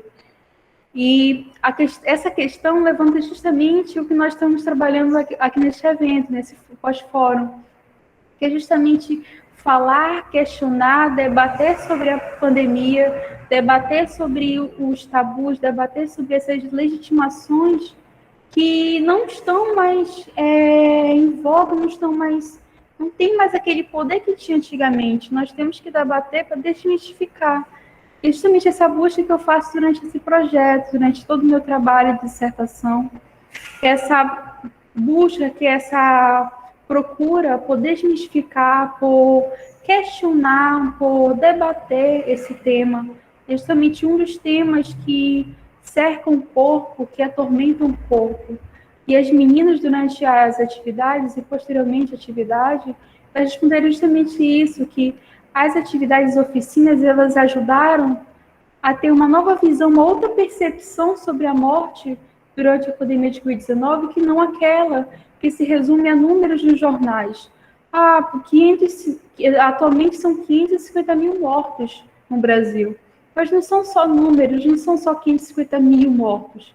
São 550 mil vidas, são 550 mil ontologias que foram silenciadas, que não respiram mais. Só que a forma como nós trabalhamos esse tema, a forma como elas produziram suas atividades, foi, de certa forma, uma voz que elas deram e que ecoaram desses corpos silenciados. Quero agradecer a oportunidade, eu trouxe um pouco sobre as autoras. Eu sou a Isabela, formada em História e sou mestranda do programa Sociedade e Cultura da Amazônia, pela UFAM, Universidade Federal do Amazonas, e comigo a professora doutora Artemis Soares, doutora em Ciências de Desporto e coordenadora do grupo de pesquisa Corpo, Corporeality e Multiculturalidade, da Universidade Federal do Amazonas também. O grupo que a professora coordena é um grupo que permite com que nós, alunos do programa e alunos da Universidade Federal, a gente possa ter o contato com as leituras relacionadas a Le Breton, a corporeidade, a ontologia, e foi com ela que eu aprendi esses conceitos. Essas são as minhas referências, as referências que eu utilizei durante a pesquisa, de modo geral, e o meu agradecimento. Muito obrigada. Muito bem. Thank you very much, Esther and Artemis. So, thank you very much for this very interesting presentation. I think we have a lot to discuss, but we have before one more presentation, and then we will discuss the 2 presentations together, right? Yeah. So, we have the presentation now, the second presentation from Ana Paula Siguera da Ponte and Cristiana Garcia Maceda. Macedo, sorry. And they will talk about, in English, they will talk about the sport and the girls of Breves, Marajao, Para. And I think they will present also in Portuguese language. And maybe they have also some slides in English. This would be very helpful. So the floor is open. You can start if you want. Thank you.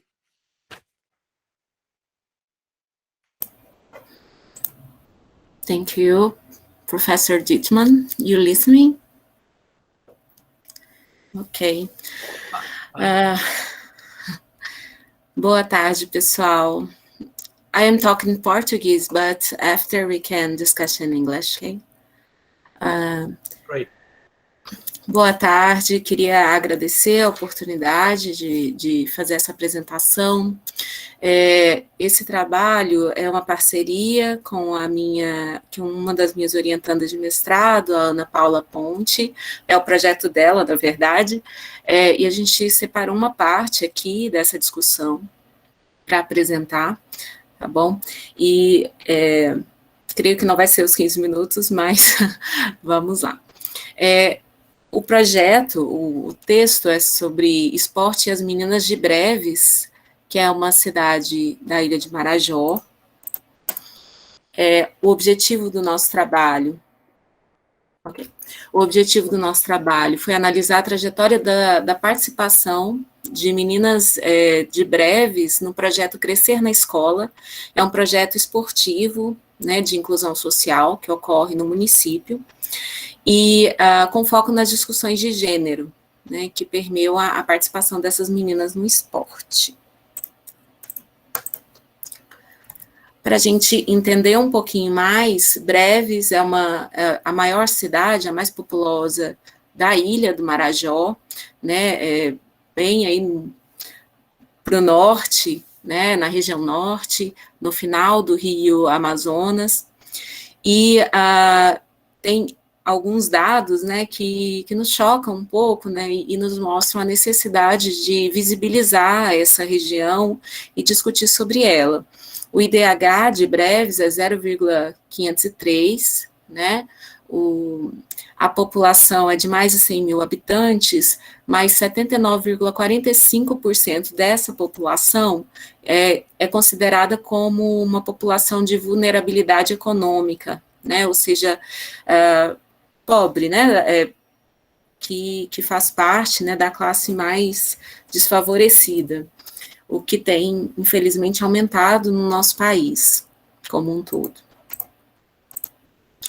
O projeto, ele se inicia em 2009, né, então a gente analisou 10 anos da trajetória desse projeto, né, começa em uma escola, né, Odísia, que fica na cidade de Breves, tendo como foco o handball apenas para meninas, né, então foi um projeto focado mesmo na participação das meninas no esporte, e foi criado por uma professora de educação física da cidade.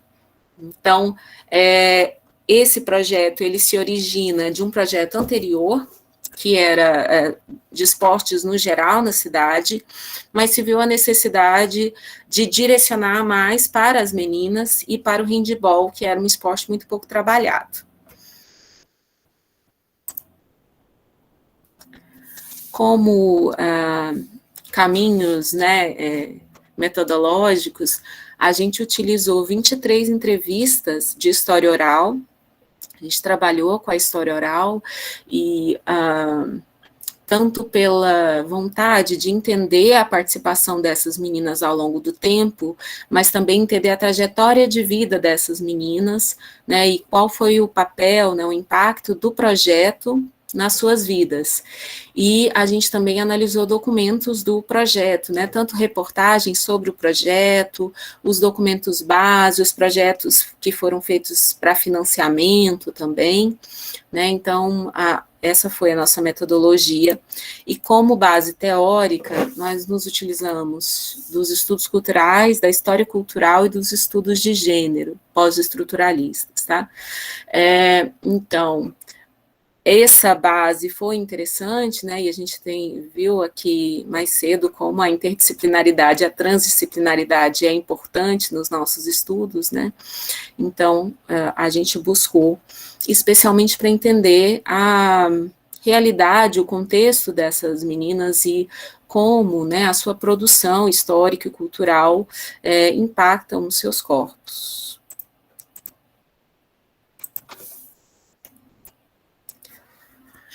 Então, algumas questões, né, mostram que o esporte para as meninas é um desafio.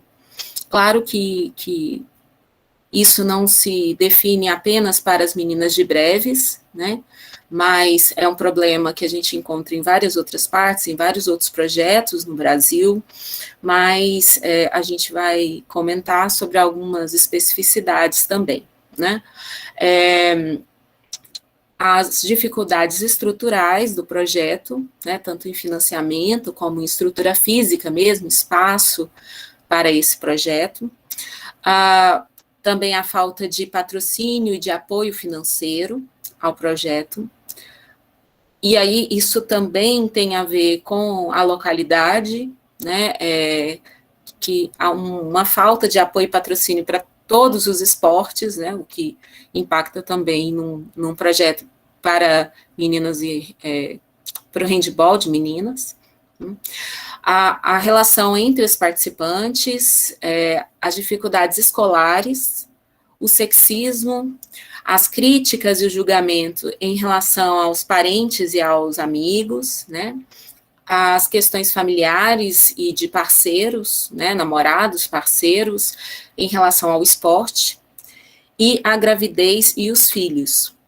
Nesse ponto, a gente vê uma intensificação desses problemas em relação ao contexto do local, né? Por quê?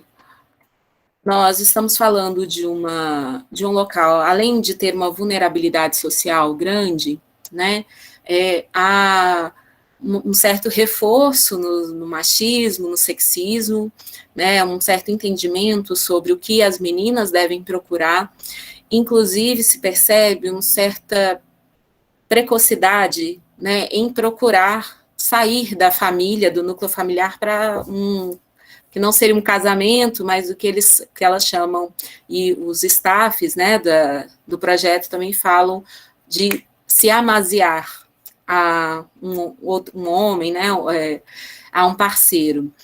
Então, as meninas, o esporte, né, nesse contexto, se torna um supérfluo, pelo simples fato delas serem meninas, né.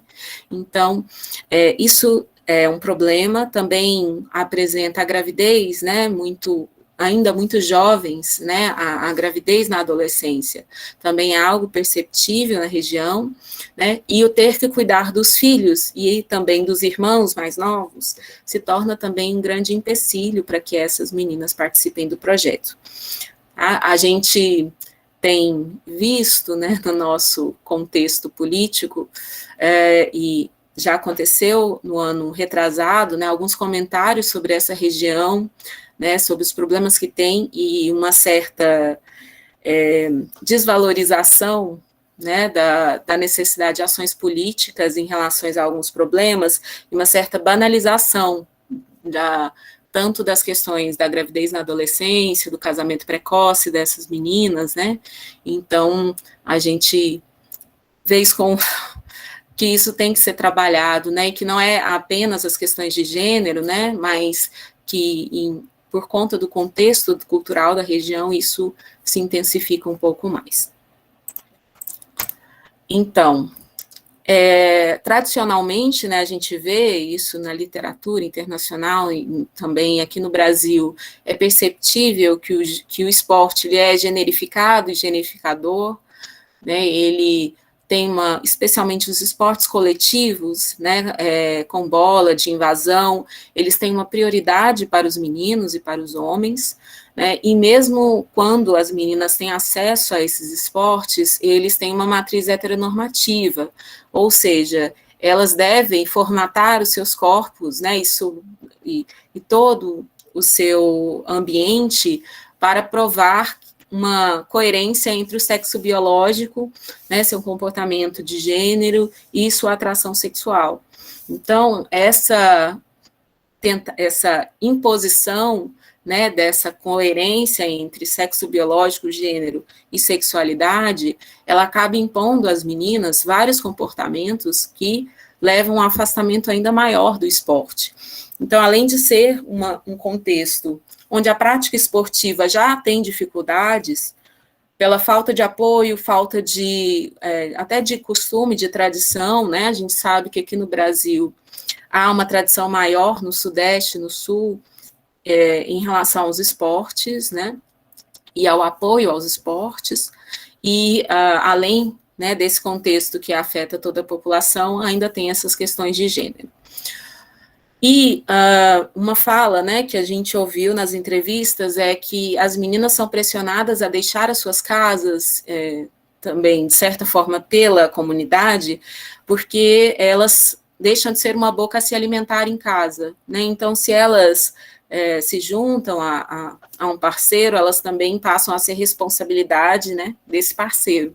Então, é muito triste, né, essa fala, mas isso também pressiona para que elas não gastem esse tempo com os projetos esportivos, né, mas que elas gastem o tempo arranjando um parceiro, e geralmente esse parceiro também é um problema, né, um limite para que ela participe desse projeto. Então, e aí a gente, né, questiona, será que o ser menina, né, ter o corpo feminino define o que essas pessoas são, né, e a gente vê como isso acaba sendo um limitante, inclusive para a continuidade do projeto, que atualmente tem muito menos meninas, porque ele passa a ter meninos em 2016, mas atualmente tem se reduzido o número de meninas também por esse tipo de pressão, né? Há uma dificuldade da renovação do projeto por conta disso. Então, a gente percebe que apenas trabalhar as técnicas, os fundamentos, as táticas do esporte não é suficiente para uma inclusão social, de fato, né? Mas que a participação dessas meninas no projeto tem possibilitado algumas mudanças, né? Especialmente em relação às expectativas do corpo, tanto delas mesmo quanto das famílias, né? E de pessoas próximas. Porque o projeto e as pessoas que trabalham, né, no projeto, elas direcionam para uma conscientização das meninas em relação à sua condição, né, tanto local quanto de gênero, direcionam para que elas tenham mais autonomia e não se foquem apenas em conseguir um parceiro, em sair de casa, em responder a essas expectativas, e ao empoderamento dessas meninas, né, de que elas podem sair desse ciclo, né, que se espera que elas concluam. Então, como conclusão, a gente percebe que o impacto do projeto, ele acaba sendo muito mais individual, né, para muitas meninas, mas não para todas, né, então há uma conscientização, as meninas, a gente entrevistou tanto o pessoal da equipe do projeto, quanto as meninas.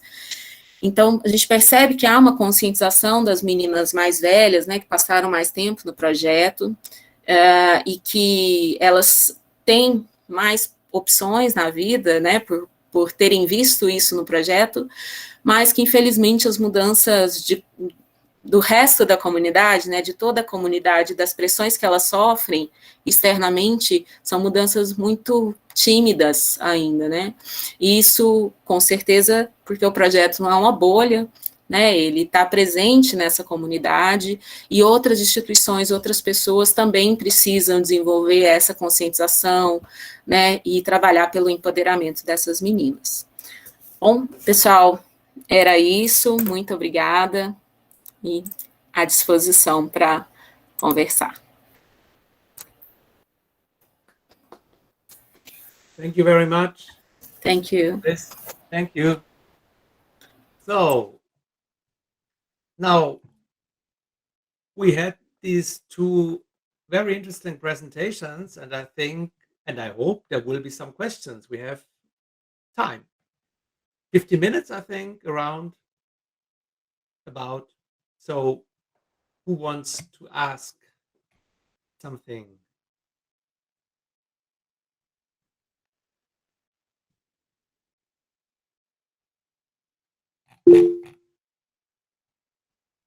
Ah, Isabella, please. Thank you. I'm sorry, I didn't understand Portuguese or Spanish. Try to realize. My question goes to Christiane. Thank you very much for your presentation and your research. I'm wondering, as you know, I'm not sociologist, but I think in the perception of gender body, there must be a cultural reflection. So definitely, girls perceiving their bodies in different cultures differently. So do you think it would be also good to make to do research, qualitative research, talking to different to girls from different cultural backgrounds, because I think this is the difficulty also, for example, in the European countries, because we have at schools children and girls and boys from different cultural backgrounds. And it is difficult for teachers and also for researchers to speak to them and to approach them, to reach them, because they have different cultural background and they perceive themselves in different ways. So do you think, did you do some this kind of research, asking and talking to different girls,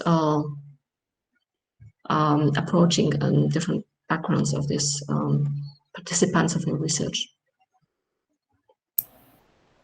Yes, thank you, Professor Isabella. I can answer? Yes, you can, of course. Okay. I know some research about some schools that have different cultural backgrounds, and it's very interesting, especially in physical education, because sports is a phenomenon, global phenomenon.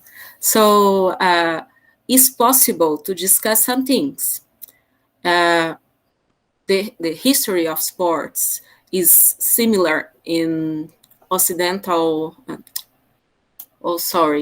the West countries. So it's possible, I think. I read a lot about some research in United States and United Kingdom that have many migrants and schools, and some schools.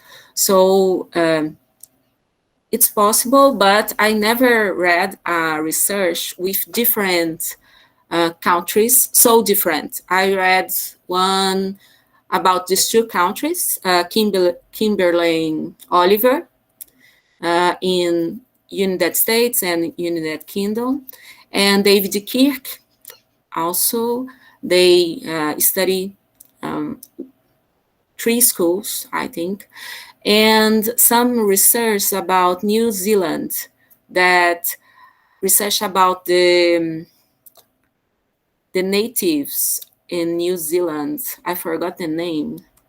In the white person in New Zealand too. So the religion is very, very different. The basis, the Christian basis and the Muslim basis is very different, especially about the body. And we can think about how girls feels the body and behave about the sports, for example. In our case, if you research about girls in breves and girls in south of Brazil is different. So because the distance is so far from here, so it's possible to see this difficult here in Brazil. The distance of the bodies here is very different, and the perception of marriage and the sons and the children is very different. So I think the sport can approximate these understandings, but inside the sport, it's almost a consensus that the sport, especially team sports, is made for boys, not for girls, and historically, unfortunately. And this, nowadays, is true already. It's true because here in Brazil is so true, unfortunately, because soccer is for boys, and any sports that, team sports, unless volleyball is for boys, almost in all country. So I don't know if you understand me, but it's this. Thank you very much, Christiane. We have two more questions, two more hands I have seen, and I think the next one is Jessica. Please. Okay, thank you, Christiane, thank you, Esther, and Artemis. A pergunta, this question é para Esther. Sorry for not translating English, ok? Mas, Esther, eu achei o seu trabalho bastante sensível em relação ao tratamento, né, do luto, a questão da corporeidade, né? E Manaus, vocês estão neste contexto, né? Passou por um cenário que não diferente do que o Brasil passou, mas foi um cenário assim de profundo abandono, né? E essa situação de nós não termos enlutado neste momento, e até hoje não enlutamos, né? Chegamos a um momento em que 4.000 pessoas morriam por dia e estava tudo bem. Então, neste cenário, neste contexto, né? Como que você tem percebido? Eu sei que a sua pesquisa, ela, às vezes, atinge um grupo pequeno, mas às vezes dá para fazer uma generalização, né? Como que vocês têm percebido, sobretudo nesse estado em específico, né, essa questão do tratamento com o luto? Lembrando que a gente tem assim, um dado do Maternidade Consciência, que no Brasil já são 130.363 crianças órfãs devido à Covid-19.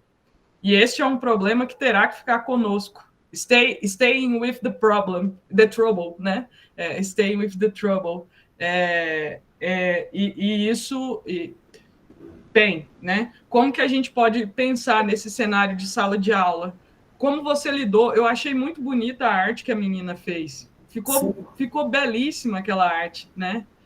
E aí, eu queria saber, assim, se você tem visto saídas junto com a arte também, como tem sido isso? Desculpa, minha pergunta talvez não tenha ficado tão... Mas obrigado, desde já. Sim. Yes. Sim, eu agradeço a pergunta da Jéssica, muito pertinente. Uma das coisas que nós observamos durante o trabalho, a princípio, o meu trabalho ele não era voltado para a Covid. Quando eu entrei em 2020 no mestrado em Sociedade de Cultura na Amazônia, eu procurei trabalhar, eu estava querendo trabalhar com o povo ticuna, a percepção deles sobre a morte.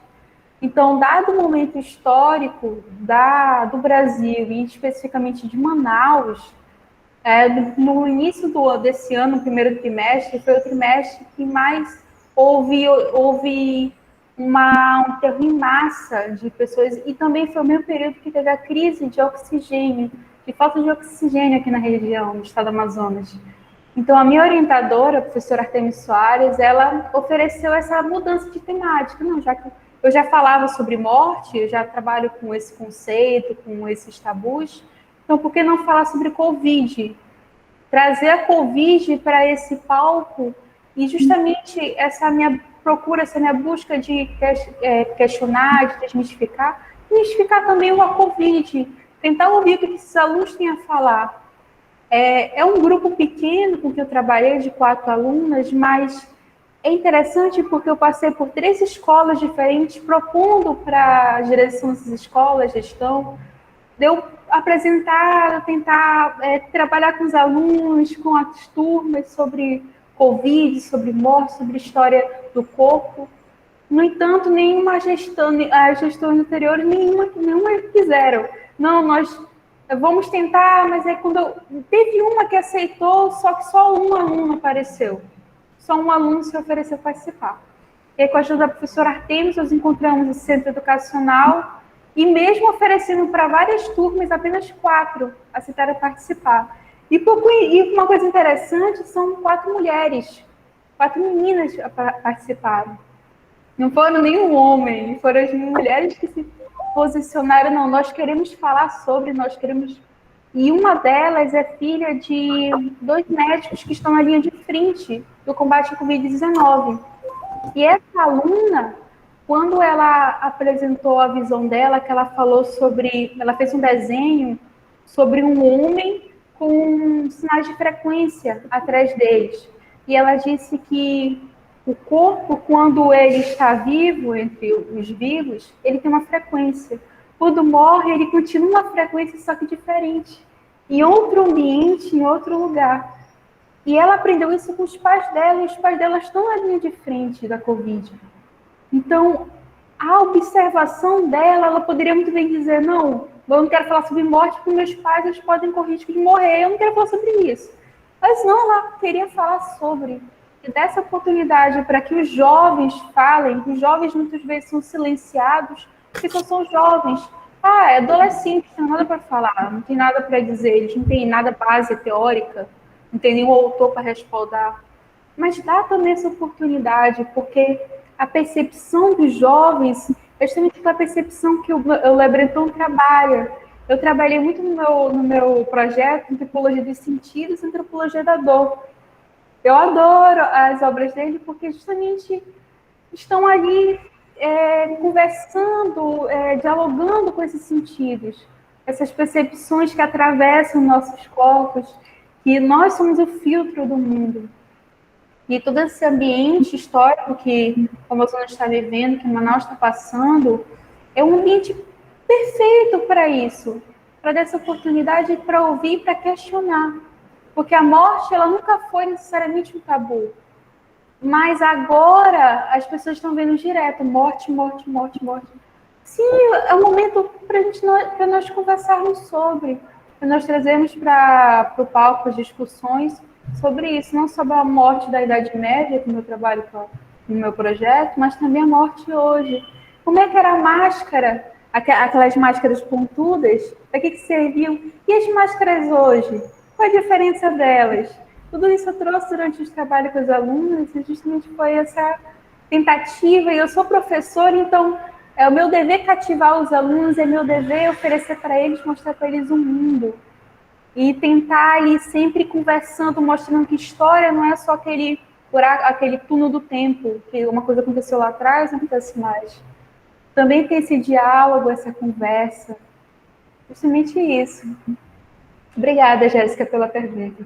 Eu que agradeço, Esther. Thank you. Thank you. We have time for one more question, I think, and some data is the next one, next in line. Please, some data. Thank you for allowing me to ask questions. My question, thank you, both the presenters, and my question is for Christian. What I have understood from your presentation, I mean, that was written in English, actually. You talked about pregnancy, and you talked about children and women in sports, right? And you also talked about women bodies in sports. So my question is, have you found something related to women in sports after their pregnancy? I mean, is there any hindrance that women are facing? Because in India, I have found out that it's not at all a hindrance for the women who are in sports, that pregnancy is a problem. And the second question is related to body. As you told, correct me if I'm wrong, I mean, girls are being treated as girls for their bodies only. So what if, say, my body is the reflection of a body of a girl, but maybe I don't consider myself as a girl. So I hope you understand my point. So my point, have you found out something related to that question in your field work? Sorry, Sondata, the last part I can hear. You can repeat, please? Sure. Okay. Part. Okay. So you talked about bodies of girls, right? So my question is, body, the reflection. See, if my body is the reflection of body of a girl, and what if I do not consider myself to be a girl? Like transgender people?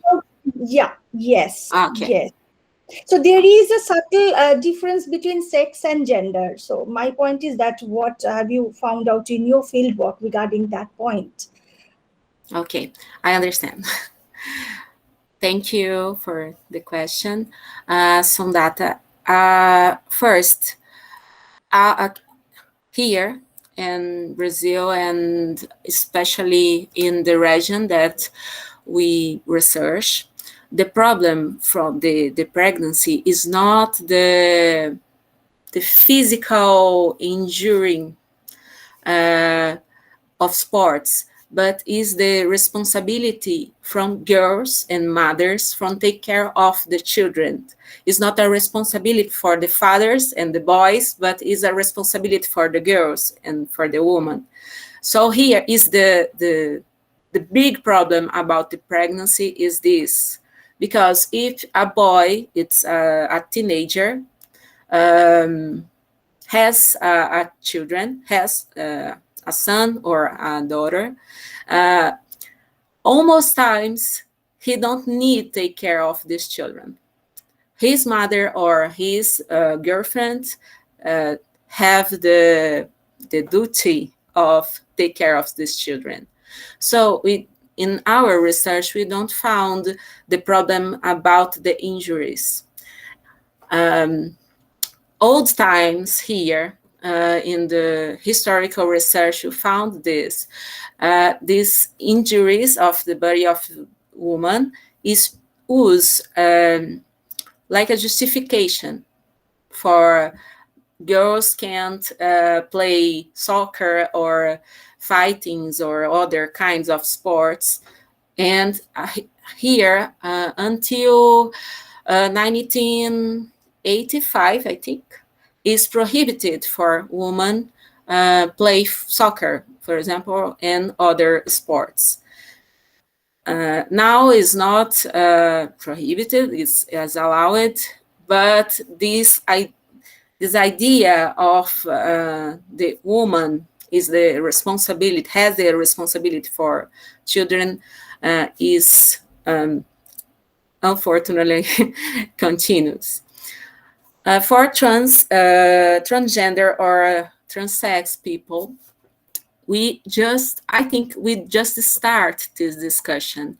In this project that we present is not, it's not an issue because the project don't has transgender or transsex people. But we have some research about this here in Brazil, and the association that I am director, one of the director. We have work thematic group, those help me, work thematic group about gender. And in this group, some people research specific about transgender athletes. It's very interesting, but I think we just start this discussion here. Thank you. Thank you. Thank you very much. Thank you very much to the presenters. I have to thank, and also to the discussants.